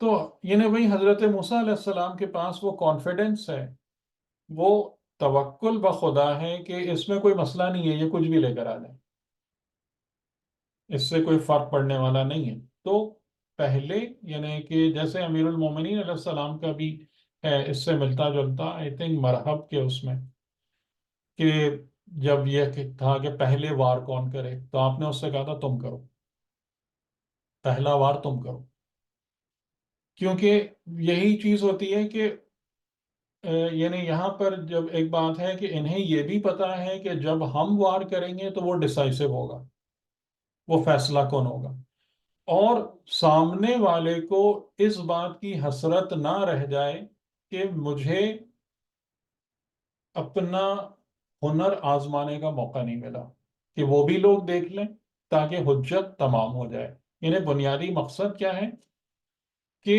شیطان یا طاغوت جس قوت کو لے کر آیا ہے اس قوت کو بھی اپنے مظاہرے کا پورا موقع ملے، اور پھر اس کے مقابلے میں خدائی طاقت ظاہر ہو کر اس کو مغلوب کرے، اور لوگوں کو ان دونوں طاقتوں کا ڈفرنس سمجھنے کا موقع مل جائے، کمپیریزن نظر آ جائے کہ یہ قوت جو تھی، یہ جو اپنی میکسیمم انٹینسٹی کے ساتھ جو لے کر آیا تھا، یہ کہاں تک جا رہی ہے، اور اس کے مقابلے میں جو چیز ہے وہ کہاں سے آ رہی ہے، اور تاکہ وہ بات لوگوں کو واضح ہو جائے، یعنی ہدایت اس کے اندر مقصود ہے۔ تو انہوں نے کہا تم ڈالو، وَإِذَا حِبَالُهُمْ وَعِصِيُّهُمْ يُخَيَّلُ إِلَيْهِ مِنْ سِحْرِهِمْ، پس کیا ہو گئیں حبال، حبل یعنی رسیاں، ان کی رسیاں، وَعِصِيُّهُمْ اور ان کے ڈنڈے، یخیل الیہ من سحرہم اس کی طرف اس کا تخیل ہوا ان کے جادو کے اثر سے، انہا تسعی کہ وہ دوڑ رہی ہیں۔ کیا سمجھ میں آیا اس جملے سے آپ کو؟ یعنی یہ تھوڑا ایک ذرا وہ ہے، ایمبیگوس کا جملہ ہے، تھوڑا اس میں اس میں کلیئر نہیں ہے۔ اس میں کچھ ایسا لگتا ہے جیسے کہ نظر بندی سی کر دی گئی، یعنی کہ ان کو ایسا خیال ایسا لگا کہ جیسے جو ہے نا وہ دوڑ رہی ہیں، حقیقت میں شاید ایسا نہ ہو وہ۔ اور جو دوسری جگہ جیسے سورہ اعراف میں غالباً کہا ہے کہ یہ سحر العظیم کے نام سے اس کو کہا کہ بہت بڑا سحر کیا ہے انہوں نے۔ یہ لگتا تو ایسے ہی کہ نظر بندی کی حد تک ہی ہے صرف محدود۔ تو پھر ہم وہ کیوں کہتے ہیں کہ عصا سانپ کھا گیا؟ وہ تو معجزہ تھا، وہ تو سانپ نہیں، یعنی وہ تو رسیاں جو تھیں یا جو بھی تھیں ان کو وہ کھا گیا۔ لیکن یہاں پہ جیسے مجھے یاد پڑتا ہے، میں نے سورہ تفسیر میزان میں غالباً یا تفسیر نمونہ میں پڑھا تھا، تو وہ کہتے کہ ان میں غالباً یہ تھا کہ سیماب وغیرہ اس طرح کی کچھ چیزیں انہوں نے یوز کی، جس کی یعنی کیمیکلی وہ ہوا کہ کیمیکلی جو ہے نا وہ چیزیں موو کرنا شروع ہو گئی، اس طرح کی انہوں نے کوئی بات کہی تھی۔ اچھا جی، اور کوئی بتائیں؟ اس میں یہ بھی لگتا ہے سر کہ جب جادوگروں نے وہ پھینکا تو اس میں ان کی فطرت تبدیل نہیں ہوئی، وہ بس ایک ویژول ایلیوژن جیسے بھی بات کر رہے ہیں بھائی، جبکہ حضرت جب موسیٰ علیہ السلام نے کیا تو اس میں جو ہے وہ نہیں، ابھی تو میں خالی اس جملے کی بات کر رہا ہوں، اس جملے سے کیا سمجھ میں آ رہا ہے؟ اس سے یہی سمجھ میں آ رہا ہے کہ وہ اتنے پاورفل نہیں تھے، یعنی بتایا جا رہا ہے کہ جادوگروں کے پاس کوئی ایسی طاقت نہیں تھی کہ وہ ان پہ اثر ڈالتے، وہ ویسی جو ہے نا وہ رسیاں تھیں جیسی وہ تھیں۔ یعنی کہ دیکھیں، اب اس کو اگر آپ سم اپ کریں تو یہاں سے یہ بات نظر آ رہی ہے کہ جادو رسیوں پر نہیں تھا، جادو قوت تخیل پہ تھا۔ جیسے آج کل کی دنیا میں جو ورچوئل ریالٹی کے جو گیجٹس ہوتے ہیں، کہ جو آپ اپنے سر پہ باندھ لیں تو آپ کبھی باغ میں گھوم رہے ہیں تو کبھی کہیں گھوم رہے ہیں، جبکہ ایکچولی کچھ بھی نہیں ہوتا، یعنی باہر تو آپ اپنے کمرے میں بیٹھے ہیں۔ تو یہ جو ورچوئل ریالٹی ہے، اس کا سحر کس پہ چل رہا ہے؟ باہر کے ماحول پہ، نہیں، آپ کی دماغوں پہ قوت چل رہا آپ کی قوت لوگوں کے تخیل دماغ پہ، پہ۔ ہے، آپ کی دماغوں پہ قوت چل رہا ہے۔ تخیل پہ، نہیں دماغ بھی نہ کہیں، یعنی یہ قرآن نے بہت ایکوریٹ ورڈ یوز کیا ہے، خیال، بہت ایکوریٹ ورڈ ہے یہ۔ یخیل، انسان کی جو قوت خیال ہے اس کو اپنی گرفت میں لے لینا، اور جب قوت خیال کسی کی پکڑ میں آ جاتی ہے تو وہ آپ کو جو چاہے دکھا سکتا ہے۔ پھر جیسے وہی آج کل تو ہم اس کو دیکھ رہے ہیں، جو ورچوئل ریالٹی، مجھے نہیں پتا کہ آپ لوگوں نے ایکسپیرینس کیا یا نہیں کیا ایسی کوئی چیز۔ میں نے کی ہے سر ابھی یہاں پہ یوم القدس کے لیے بچوں کا ایک پروگرام تھا، وہ انہوں نے وہ کیا اور مجھے بالکل میدان کربلا میں انہوں نے پہنچا دیا تھا. بالکل ایسا لگ رہا تھا کہ میں وہیں کھڑی ہوں اور بہت عجیب سی فیلنگز آ رہی ہاں تھی. یعنی کہ لیکن وہ جب وہ آپ اترا وہ تو اس میں میں وہیں یہ نہیں دیکھیں، اس میں ورچوئل ریالٹی، اب مجھے نہیں پتا کہ وہ آپ کے سامنے اینیمیشن تھی یا آپ نے اپنے سر پر وہ گیجٹ پہنا تھا. اور ڈیجٹ پہنا ہوا تھا سر. ہاں ہاں ٹھیک ہے، کیونکہ آپ اس میں ہوتا یہ کہ آپ اپنے جو امیجیٹ ماحول ہے نا اس سے بالکل کٹ آف ہو جاتے ہیں، بالکل اور آپ یہاں سے نکل کر بالکل ہی کسی اور جگہ پہ چلے جاتے ہیں. ایسا ہی ہے سر. ٹھیک ہے، تو یہ قوت خیال ہے کہ جس پر جادو تھا. تو یہ سحر عظیم ہے، قوت خیال قابو کرنا آسان کام نہیں. ٹھیک ہے. اچھا اور اس میں ہم، ایک سوال اس میں یہ ہے کہ سحر جو ہے کیا صرف مطلب نظر بندی یا خیال کی کو قابو میں کرنا ہے، یا سحر کا کوئی قرآن مجید میں چونکہ اور جگہ بھی ہے، جیسے ہاروت ماروت کا قصہ ہے یا یہ سورہ فلق ناس ہے، یعنی کہ حقیقت میں کوئی جادو ایگزسٹ کرتا ہے یا یہ صرف جو ہوتا ہے وہ خیال کو قابو کرنے کی حد تک ہے، نہیں جیسے نہیں آج کل نہیں نہیں ہیپناٹائز وغیرہ بھی؟ نہیں جادو کا یہ ایک ہے، لیکن جادو کا جو یا جو بھی سفلی کام ہے یا جادو یا سحر ہے، وہ جو انڈر لائن نیٹ ورک ہے نا مخلوقات کے درمیان، وہ اس کو ٹیپ کرتا ہے، تو وہ افیکٹ ڈال سکتا ہے. یعنی قوت خیال، اسی لیے میں آپ سے کہہ رہا ہوں نا، قوت خیال کیا ہے؟ قوت خیال ایک ریئل چیز ہے. قوت خیال آپ کی سوچ نہیں ہے، جو میں نے شاید ایک دو تین درس پہلے بھی اس پہ کافی بیان کیا تھا کہ خیال عالم مثال ہے. تو یعنی وہ جو انڈر لائن نیٹ ورکس ہیں نا سارے، کہ جو آپ کے مادی ڈومین میں نہیں، اس سے ایک اور ہائر لیول پہ، تو جادو ان کو ایک حد تک ٹیپ کرتا ہے اور ان نیٹ ورکس کو ڈسٹرب کرتا ہے یا کنٹرول کرتا ہے. تو اس کا ڈیفینیٹلی پھر اثر پڑتا ہے، یعنی کہ اس میں پھر خرابیاں آ جاتی ہیں. یعنی جیسے ہاروت ماروت کے ہی واقعے میں ہے کہ لوگ جادو کو یوز کر رہے تھے زن و شوہر میں جدائی ڈالنے کے لیے. اب آپ دیکھیں یہ بھی قوت خیال کے اندر ہی مینیپولیشن ہے یا نہیں ہے؟ اس میں خود قرآن جی میں نا لیکن کہ لوگ جادو جو کو اس میں یوز کر رہے ہیں. جی جی جی بالکل، اور لیکن اس کو جادو کا توڑ بھی سکھاتے تھے ہاروت ماروت، مطلب وہ چیز بھی اس کے بعد پھر. لیکن جو سورہ فلق اور سورہ ناس میں مطلب گروہ میں پڑھنے پھونک کے پڑھنے والی وہ اس طرح والا جو ذکر ہے، تو اس کا یعنی ایک چیز تو لگتا ہے کہ صرف یہ صرف جیسے آج کل ماڈرن زمانے میں کہیں تو جیسے آپ نے ورچوئل ریالٹی کہا یا ہپناٹائز کر دیا، نظر بندی کر دی، یا یہ دوسرا اس کو پڑھ کے پھونکنے سے بھی کوئی فرق پڑ جاتا ہے، یعنی کوئی جیسے میٹا فزیکل بات کر رہے ہیں ہم. آپ اگر اس بات پہ غور کریں کہ اصل انسان کا سارا کھیل ہی آپ کی قوت خیال کا ہے، آپ اس بات پہ غور تو کریں کہ آپ کے جو میٹیریل ورلڈ کے اندر جو ڈیپر نیٹ ورک ہے ہیومینٹی کا، وہ سارا کا سارا کس چیز پہ چل رہا ہے؟ آپ کی قوت خیال پہ چل رہا ہے. جی جی تو یعنی بیسیکلی جو سحر ہے نا، وہ سحر اس جگہ پہ جا کے ٹیپ کرتا ہے.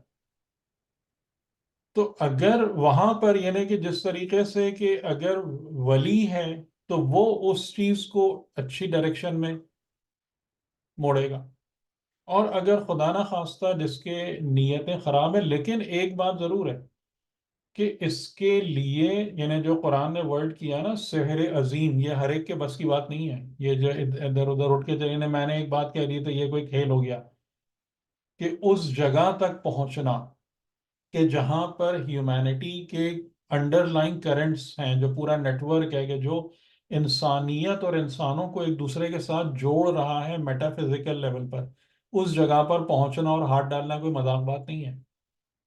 ٹھیک ہے، اس لیے جو زیادہ تر لوگ جادو کے نام پہ کرتے ہیں یا عملیات کے نام پہ کرتے ہیں، وہ فراڈ ہے. یعنی وہ صرف اس لحاظ سے لوگوں کو قابو کرتے ہیں کہ لوگوں کو ایک نفسیاتی دباؤ میں لے آتے ہیں، لوگوں کی جو خوف والی حالت ہے نا اس کو ٹیپ کرتے ہیں. وہ حقیقتاً وہاں تک نہیں ہوتے. لیکن یہ جادوگر جو تھے یہ اتنے اپنے اس فن میں باکمال تھے کہ یہ واقعاً قوت خیال پر اثر انداز ہو رہے تھے.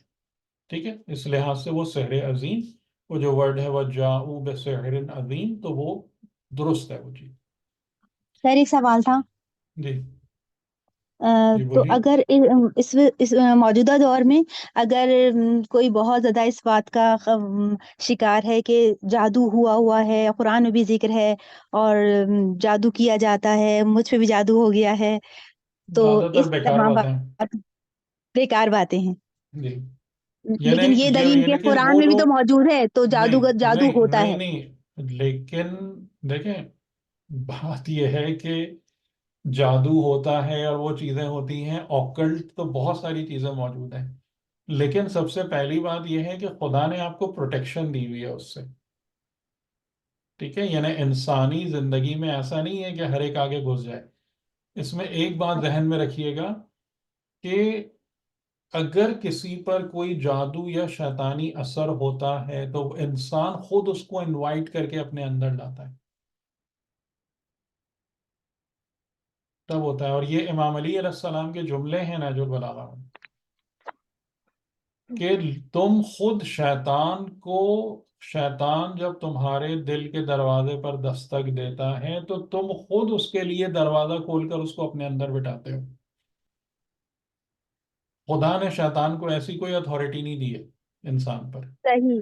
لیکن سر میرے پاس جو دلیل ہے وہ ٹھیک ہے یا نہیں ہے؟ کیونکہ اکثر کیا میری بہت قریبی دوست ہیں اس بات کا شکار ہیں، تو وہ میرے پاس یہ دلیل ہے کہ وہ خاص اسپیسیفک فیملیز کے اوپر ہی کیوں جادو کیا جا رہا ہے. نہیں دنیا میں نہیں اتنی نہیں ساری نہیں، اور فیملیز ہیں، یہ ان کے پاس نفسیاتی تو کچھ بھی نہیں مسائل ہے ہوتا. نا. یہ نفسیاتی مسائل ہے نا. دیکھیں، یعنی میں مثال کے طور پر کہ اگر ایک انسان کی ذہنی طاقت نہیں ہے، زیادہ تر لوگ ذہنی طور پر کمزور ہیں، اور تو ان کو جو سب سے زیادہ جس ہتھیار سے قابو کیا جاتا ہے نا وہ خوف ہے، ڈر ہے. یعنی آپ اس کو کیا کہیں گے کہ جس طریقے سے کہ مختلف حکمراں ہیں کہ جو لوگوں کو ادھر ادھر کے دھندوں میں لگاتے ہیں، یہ بھی جادو ہے یا نہیں ہے؟ یہ بھی سحر ہی ہے نا، کہ لوگوں کو گناہ والے کاموں میں لگایا ہوا ہے، لوگوں کو خرافات میں لگایا ہوا ہے، لوگوں کو اچھائی سے ہٹایا ہوا ہے. یعنی مثال کے طور پر اس کو اور وہ کر لیں کہ ہمارے اندر یہ خوف کہ میں اگر مثال کے طور پر یہ جاب نہیں کروں گا یا جاب میں غلط کام نہیں کروں گا تو میں بھوکا مر جاؤں گا، میری آمدنی نہیں ہوگی. یہ بھی ایک زہر ہے یا نہیں ہے؟ غور کیجئے اس پہ. یہ بھی آپ کے دماغ کو قابو میں کیا ہوا ہے. تو یہ والا کام تو ہر جگہ ہے، لیکن جس جادو کی بات وہ ہو رہی ہے نا کہ جو بالکل ڈیپر نیٹ ورکس میں جا کر اور وہاں چھیڑ چھاڑ کرنا اور ایک اثر انداز ہونا، وہ بہت بہت ریئر ہے. اور تقریباً یعنی کہ رسول خدا صلی اللہ علیہ وآلہ وسلم کی برکت سے وہ چیزیں ٹوٹ بھی چکی ہیں.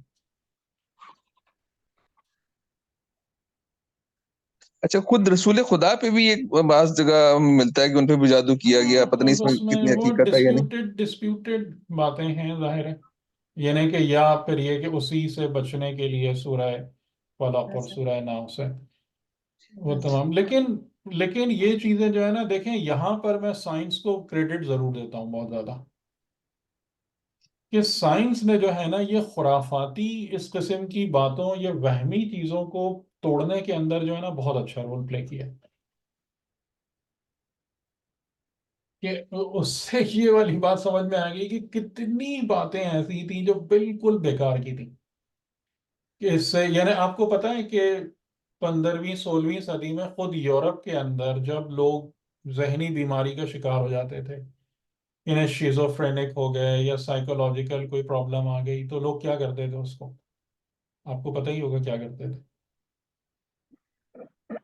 یا مختلف بیماریوں کے لیے کیا تھا کہ اس کے اندر یہ جن گھس گیا تو وہ شیطان گھس گیا تو فلاں ہو گیا، اور پھر انہی ساری چیزوں کے بیماریوں کے علاج نکلتے چلے آئے. ٹھیک ہے، تو اس لحاظ سے سائنس کا یہ کریڈٹ بہت زیادہ ہے کہ یہ جو وہمی پنے کی باتیں ہیں نا، جس میں انفارچونیٹلی ہماری قوم ابھی تک پھنسی ہوئی ہے، اس کو توڑا ہے سائنس نے کہ اس جہالت سے باہر آؤ، یہ سب ایسا کچھ نہیں ہوتا ہے. چیزوں سر کو یہ ایک وقتی فینومینا، جی سوری جی، یہ وقتی فینومینا ہوتا ہے، اور جب انسان خود اس کو جھٹکنا چاہے اس مائنڈ مینیپولیشن کو، تو وہ خود سے کر سکتا ہے، یا بالکل جو کر رہا ہے کام یہ صرف اسی کے اختیار میں ہوگا؟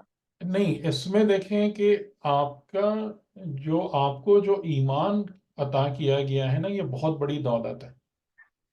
ایمان ایک محفوظ قلعہ ہے، ایک فورٹیفائڈ پلیس ہے، جس کو ملائکہ نے، خدا کے نظام نے وہاں پر اس کو پہرا دے رہے ہیں. ٹھیک ہے، جب تک ہم صحیح ایمان کے دائرے میں رہتے ہیں، اس قلعے میں رہتے ہیں، ہم ان تمام چیزوں سے محفوظ ہیں انشاءاللہ. اور جہاں ہم ایمان سے ہٹ کر، یعنی ایمان سے ہم کب ہٹتے ہیں؟ جب ہمارا بھروسہ خدا پر سے ہٹنا شروع ہوتا ہے. جب ہم، کیونکہ شیطان، آپ مجھے بتائیں شیطان کس حربے سے آپ کی طرف آتا ہے، آپ پر کیسے اٹیک کرتا ہے؟ ذہن کے ساتھ کھیل کے. نہیں، قرآن کیا کہتا ہے؟ قرآن نے باقاعدہ آپ کو بتایا ہے شیطان کیسے آتا ہے آپ کی طرف. خوف اشتباہ پیدا کرتا ہے، وسوسہ ڈالتا ہے. وسوسہ. بھئی آیت پڑھا کریں نا آپ لوگ، یہ کیا کرتے ہیں آپ لوگ اتنی ذرا آیت ہماری پڑھا کریں نا. اتنا حفظ نہیں نا ہمیں اردو یاد ہے. من شر الوسواس نہیں، الخناس. اردو من بھی صحیح شر نہیں بتا رہے آپ، اردو بھی صحیح نہیں بتا رہے. من شر سورہ الوسواس قلم کی ہے نا؟ الخناس. سر مطلب وہ شر وسوسوں سے شر ڈالتا ہے. الشیطان یعدکم عدو الفقر ویأمرکم بالفحشاء. شیطان تم کو وعید دلاتا ہے، ڈراتا ہے فقر سے، پاورٹی سے، محرومی سے. یہ اس کا مین ہے. آپ دیکھیں اسی جال میں سب پھنس جاتے ہیں جا کے، کہ اسی بنا پر لوگ اپنے ایمان کو ترک کر بیٹھتے ہیں. یعنی یہ جب وہ تیر چلاتا ہے نا، یہ پاورٹی کا، خوف کا، لوگ ڈر کے مارے ایمان کے محفوظ قلعے سے باہر نکل آتے ہیں، اور پھر وہ کہتے ہیں اب آؤ، اب تم بنے میرا شکار. پھر وہ نفاثات فی العقد، تو یوسوس فی صدور نظر الناس، وغیرہ وہ جو سب ہوتی ہے، جی. ایول آئی، نظر وغیرہ، یہ نظر وغیرہ یہ سب کچھ نہیں ہوتا بھائی، اس کو چھوڑ دیں. یہ بھی نہیں ہوتا سر. اس کو آپ سائڈ میں رکھیں.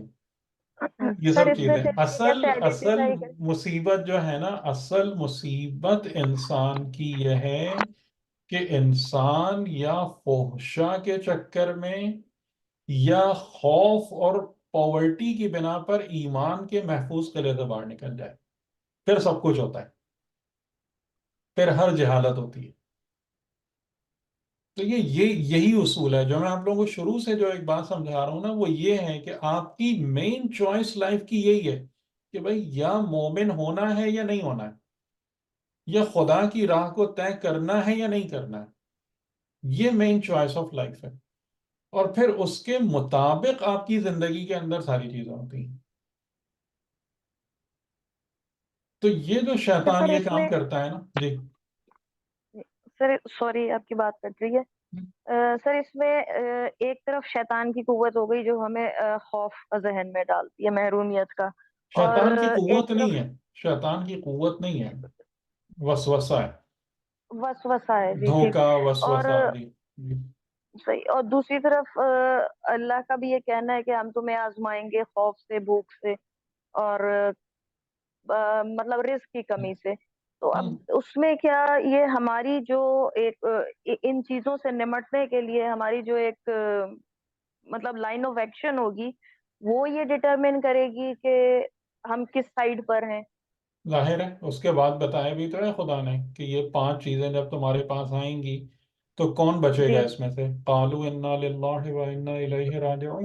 وبشر پلٹنے والے الصابرین. سے. جو جی، انا نہیں، وقالوا انا للہ و انا الیہ راجعون، کہ جو اللہ کی اپنی طرف پلٹنے اصل والے. خدا میں دیکھتے ہیں اور جو اپنا پلٹنا خدا کی طرف دیکھتے ہیں، وہ بچ پائیں گے اس سے.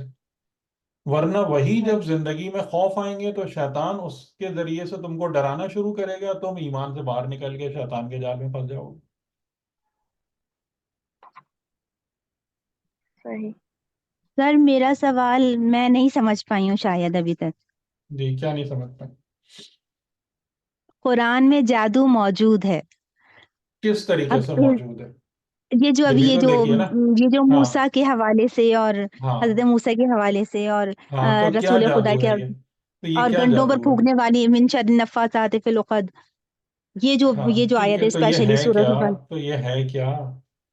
یہ یہ بھی تو شر ہے نا، سمجھیں. یہ شر ہے.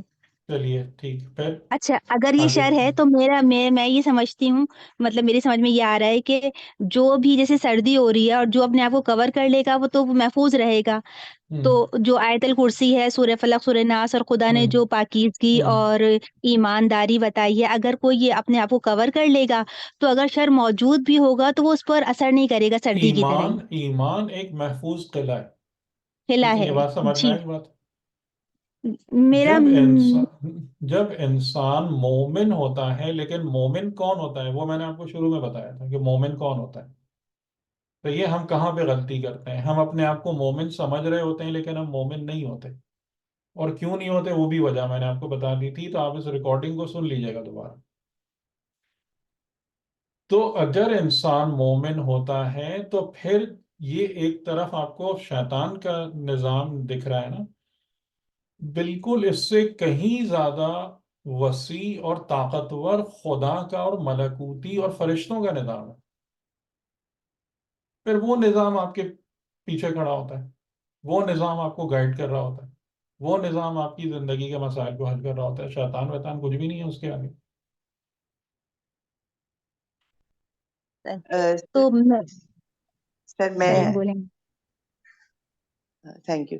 جی میں اس بات کو اس طرح سے سمجھتی ہوں سر کہ خدا نے تو خود ہی اس بات کو کہا ہے کہ نا میرے بندے کبھی تیرے کعبے میں نہیں آئیں گے.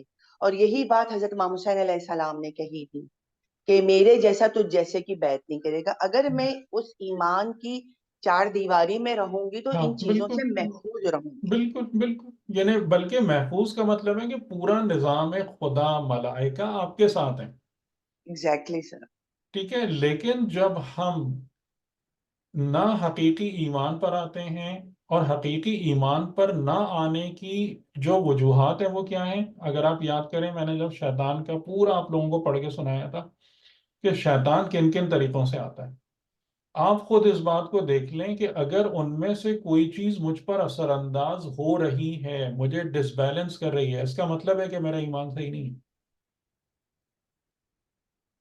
اور میں اگر اس ایمان کی صحیح جگہ پر نہیں ہوں تو ڈیفینیٹلی پھر شیاطین مجھ پر اثر انداز ہوں گے. نعوذ باللہ نعوذ باللہ. اب وہ کس یہاں پہ طریقے سے اثر انداز ہوں گے؟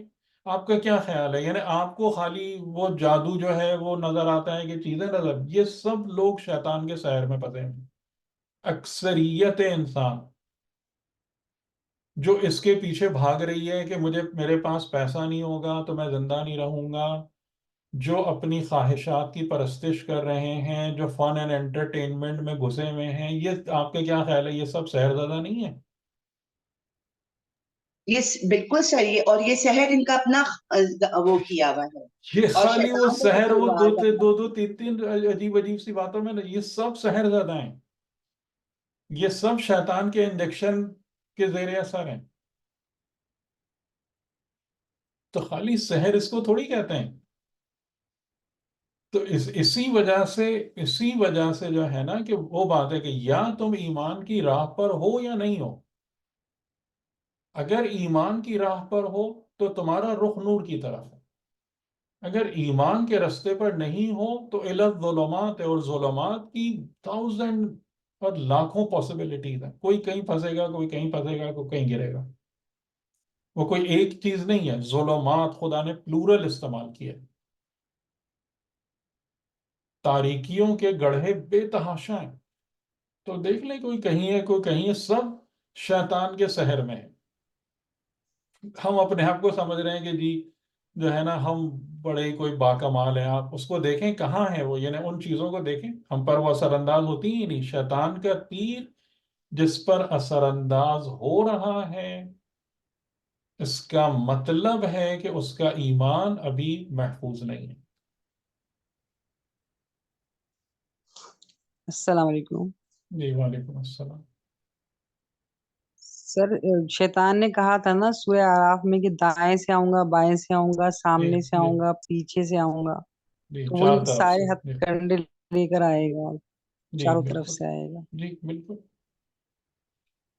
ٹھیک ہے نا. وہ میں نے آپ لوگوں کو شاید پہلے توبۃ لیکن النصوح جو اوپر مفتی نیچے نذیر احمد کی کتاب ہے اس کا بھی ایک سنایا تھا نا واقعہ کہ وہ قبر میں جا کے حساب میں کہاں پھنس گئے کہ جو بہت عبادت گزار اور روزے اور حج اور بہت ہی ظاہراً مومن شخص تھے، حساب میں کہاں پھنس گئے کہ جب فرشتے نے ان سے یہ کہا کہ جب آپ کی نوکری چھوٹ گئی تھی اور سوال آپ ہم پر مسلف سے بیٹھ کر ہم سے دعائیں کرتے رہتے تھے، اور اس دوران میں ایک انگریز افسر سے آپ کی ملاقات بھی، ظاہر ہے پری پارٹیشن کا ناول ہے یہ، اور اس نے آپ سے کہا کہ جی مولوی یس صاحب سر. پریشان نہیں ہو، آپ کے نوکری ہو جائے گی. تو آپ یہ بتائیے کہ جب آپ مصلے پر دعائیں کرتے تھے اس وقت آپ کے دل کو زیادہ سکون ملتا تھا، یہ جب انگریز افسر نے کہا نوکری ہو جائے گی اس وقت دل کو زیادہ سکون نصیب ہوا؟ جب انگریز افسر نے کہا تھا.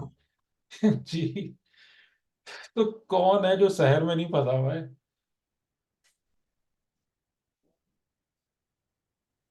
ہم خالی یہ ادھر ادھر کی چیز کو سر لے کے لیکن بیٹھے فقر و رہتے ہیں. فاقے سے بھی تو دین نے ہی کہا ہے، منع کیا ہے. مسلح پہ بیٹھ کے تو زندگی نہیں گزر سکتی نا ایک مومن یہ کی. میں نے کب کہا؟ یہ میں نے کب کہا؟ یہ اس آدمی کے لیے بات کر رہی ہوں، ثابت کے لیے نہیں کہ جو نہیں مسلح پہ نہیں بیٹھ کر نہیں جو نہیں ہے نہیں وہ نہیں، آپ خوش بات کو سے بالکل زیادہ غلط اس کو. طرف لے جا رہی ہیں. آپ بات بالکل غلط طرف لے جا رہی ہیں. بات خدا سے دعا کرنے کی اور غیر خدا کی یقین دہانی، ان دو کے کمپیریزن کی توکل ہو تو رہی ہے. اللہ پہ کرنا ہے نا. ان دو کی کمپیریزن کی بات ہو رہی ہے. وہ بات وہ کہاں سے آ گئی؟ یعنی یہ میں بہت ادب سے عرض کر رہا ہوں، یہی وہ ساری چیزیں ہیں نا جس نے ہماری قوم کو بہت خراب کیا ہوا ہے، جس کی وجہ سے ہمارا دین چوں چوں کا مربع بن گیا ہے. دین دنیا ساتھ لے کے چلو، خالی مسلح پہ بیٹھ کے کام نہیں ہوتے، خدا نے خالی نمازیں پڑھنے تھوڑی کہا ہے. اور اس چکر کے اندر جو ہے نا، نہ ہمارے پاس نماز کی معرفت باقی رہی، نہ عبادت کی پہچان باقی رہی، نہ زندگی میں عمل اور محنت کی معرفت باقی رہی. ہر چیز ایک میس بن گئی ہماری عوام کے لیے. یہ بات بالکل بھی نہیں ہو رہی. یہاں کوشش کی نفی نہیں ہے، کوشش آپ کریں، لیکن کوشش توکل بخدا پر ہو. اور خدا جب آپ سے امتحان لے کہ آپ کے منہ میں لقمہ نہ ہو، تب بھی آپ کا اعتماد اور یقین اسی بات پر ہونا چاہیے کہ کوئی اور آ کر میری مشکل آسان نہیں کرے گا، وہی خدا ہے جو میری اس پرابلم کو سالو کرے گا. بات یہ ہو رہی ہے.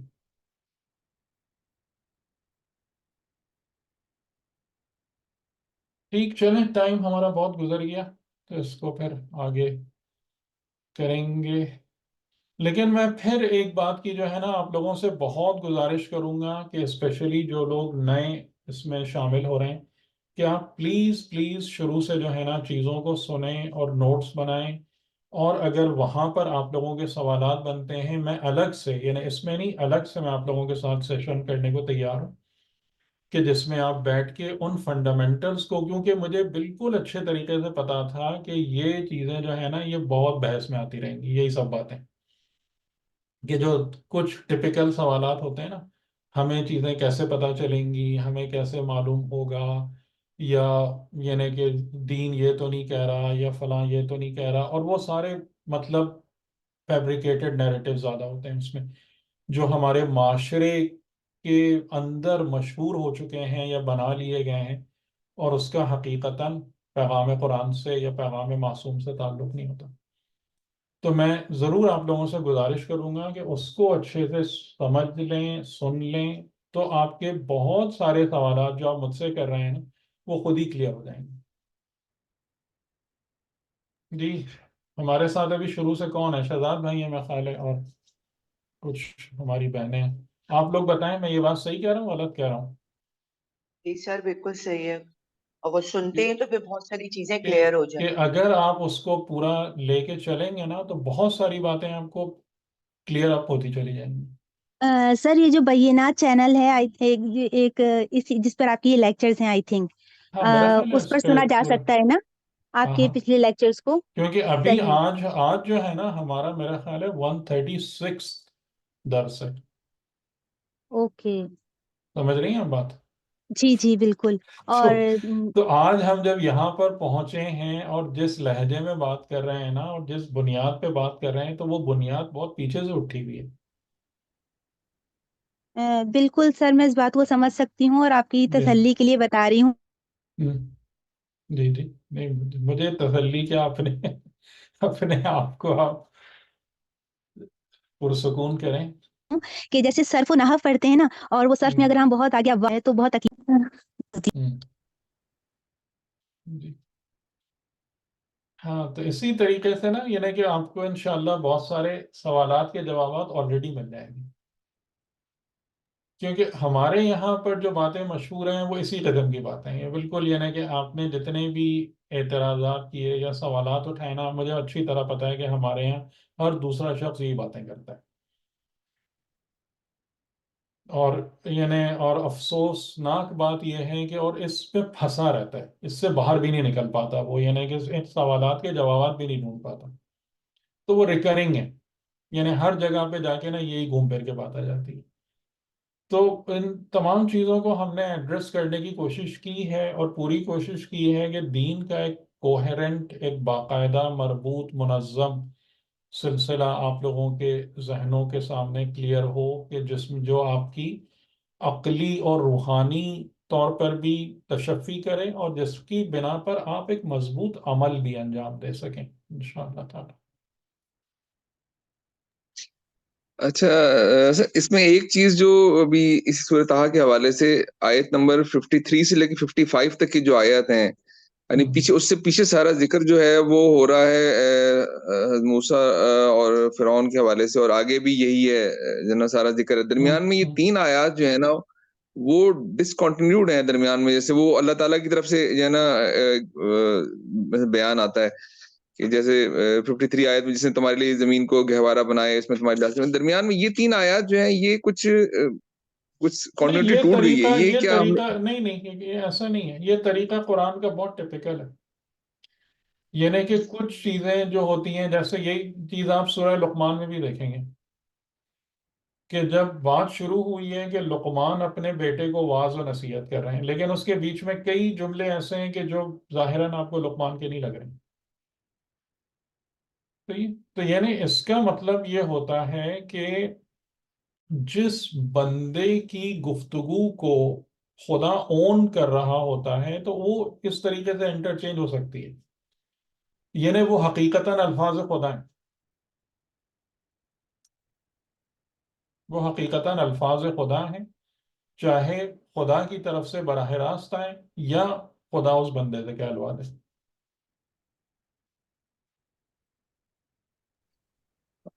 लेकिन इसमें ना कुछ वो इस मौजू से ताल्लुक भी बिल्कुल महसूस नहीं हो रहा। वो डिफरेंट एक दरमियान में बात जो है ना, 3 आयतें जो है डिफरेंट बात के हवाले से आ गई हैं। कौन सी 3 आए थे? तो ये 53 से 55 तक की जो आयत हैं, इससे पीछे जब हम जो चलें तो जैसे मूसा कह रहे हैं, मूसा ने कहा इनका इल्म मेरे रब के पास एक किताब में है, मेरे रब ना चुकता है ना जी भूलता है।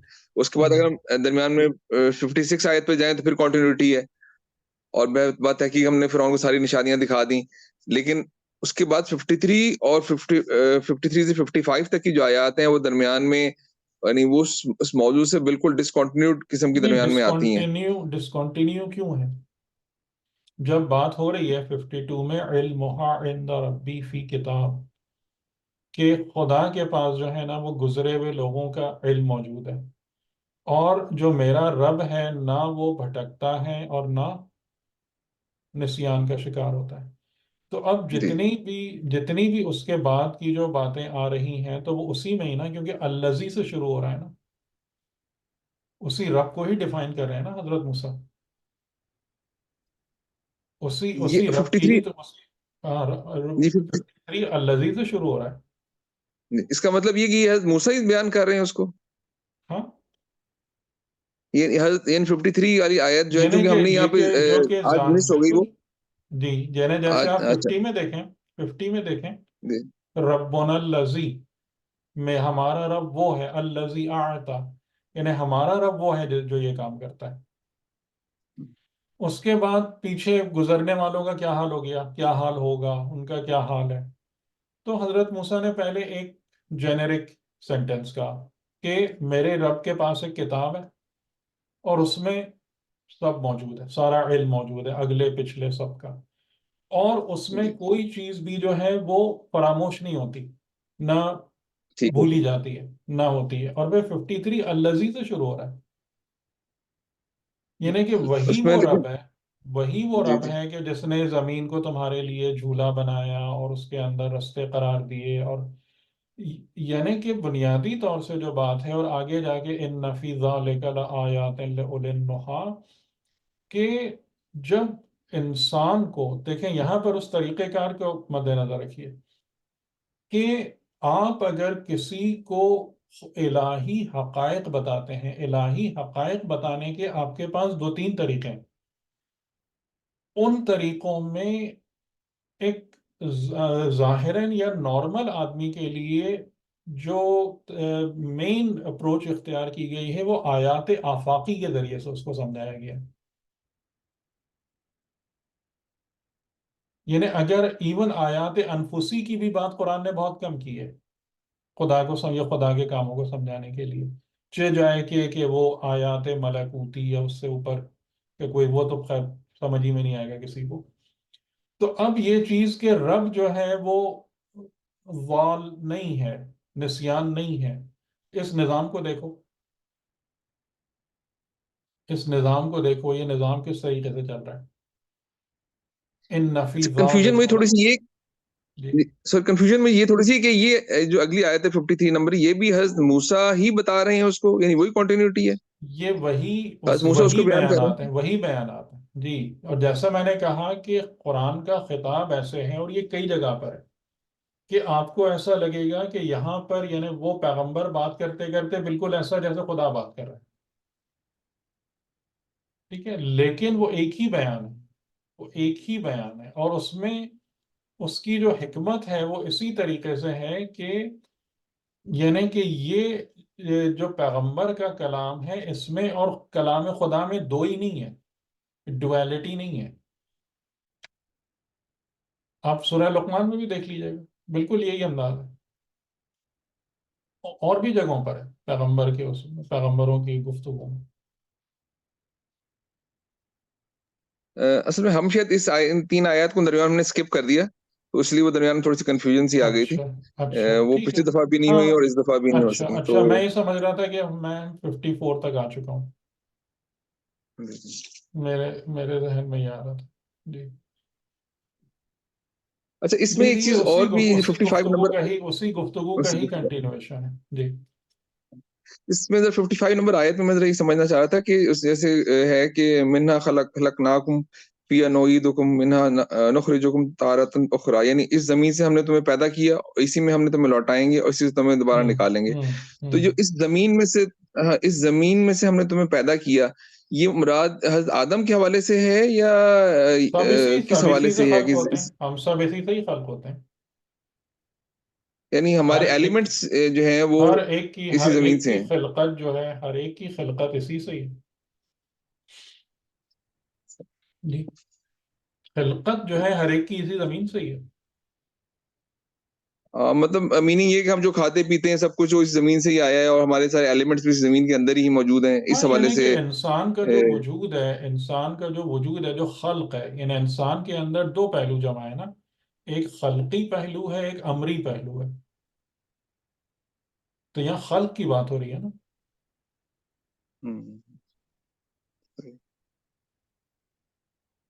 اچھا اسی سے ریلیٹڈ جو ہے نا کچھ آیات اور بھی ہیں، جیسے سورہ بقرہ کی آیت نمبر 28 میں کہ تم بے جان تھے تو اللہ نے تمہیں حیات دی، پھر وہ جی تمہیں موت دے گا، پھر تمہیں زندہ کرے گا، پھر تم سے لوٹائے جاؤ گے. تو یہ بے جان جو پہلی والی ہے، یعنی کہ تم پہلے بے جان تھے، تو یہ بے جان اب یعنی یہ پہلے جناب موت کا عالی، ذکر ہے یہ جو پھر ہے نا، یہ آیتیں اردو میں پڑھنے والی نہیں ہیں. جی اس سے بہت بڑے بڑے غلط فہمیاں پیدا ہو جائیں گی. کنتم امواتن کا ورڈ ہے. اور وہی جیسے میں نے آپ جی لوگوں جی کو اشارہ بھی دیا تھا کہ موت ایک بہت بہت ڈفرینٹ فنومینا ہے، جس کو ہم مردہ یا بے جان سمجھ رہے ہیں نا، موت کا مردنی اور بے جان ہونے سے تعلق ہی نہیں ہے. تو یہ آیتیں اس طریقے سے نہیں ہے، یہ بہت ڈیپ ہے، بہت ڈیپتھ ہے اس میں، اور اس کے سمجھنے کے لیے پھر بہت بیک گراؤنڈ چاہیے میں تاکہ نے ایک دفعہ آیتیں نا یہ آیتیں کچھ جمع کی تھیں ایسی، اس میں نا خدا پہلے جو ہے یعنی سورہ غافر کی آیت نمبر 11 بھی ہے کہ تو نے مجھے دو مرتبہ موت دو مرتبہ زندگی دی. اس طرح یعنی پہلے موت کا ذکر جس میں اللہ تعالیٰ کہتا ہے، سورہ ملک کی سے آیت ہے کہ بسم اللہ الرحمن الرحیم تبارک الذی بیدہ الملک والذی خلق الموت والحیات، یعنی پہلے یعنی موت کی اور پھر اس کے بعد زندگی کا ذکر ہے. نہیں نہیں لیکن قرآن کی کچھ وہ اب آیات ہیں. دیکھیں، اب دیکھیں یہاں پر اب یہی بات ہے نا، اس کو اسی لیے اس میں جو ہے نا، آپ اگر سرسری گزریں گے نا تو بہت مشکل ہو جاتی ہے پرابلم. خلق الموت والحیات دی نہیں، خلق الموت والحیات، موت اور حیات کو خلق کیا. جی جی یہ بہت ڈفرینٹ بات ہے، دینے کا تو یہاں کوئی ذکر ہی نہیں ہے.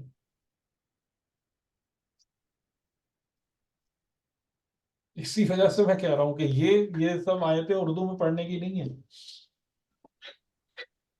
سر 12:30 ہو گئے، اگر آپ اجازت دیں تو نہیں میں بس بہت معذرت، میں نے آپ لوگوں کو نہیں بہت نہیں ہولڈ سر، کر دیا. بہت اچھا ٹاپک تھا، اور ظاہر ہے اس سے دل چاہتا ہے کہ سنتے رہیں اور پڑھتے رہیں، لیکن تھوڑے سے نماز کا بھی ٹائم ہونے والا ہے. نہیں بالکل ٹھیک، معذرت میری طرف سے کہ نہیں آپ نہیں لوگوں کو سر، بہت زیادہ روک لیا. ٹھیک، چلیں، نہیں خدا حافظ. خدا اللہ حافظ. جزاک اللہ اللہ خیر. حافظ. اللہ حافظ.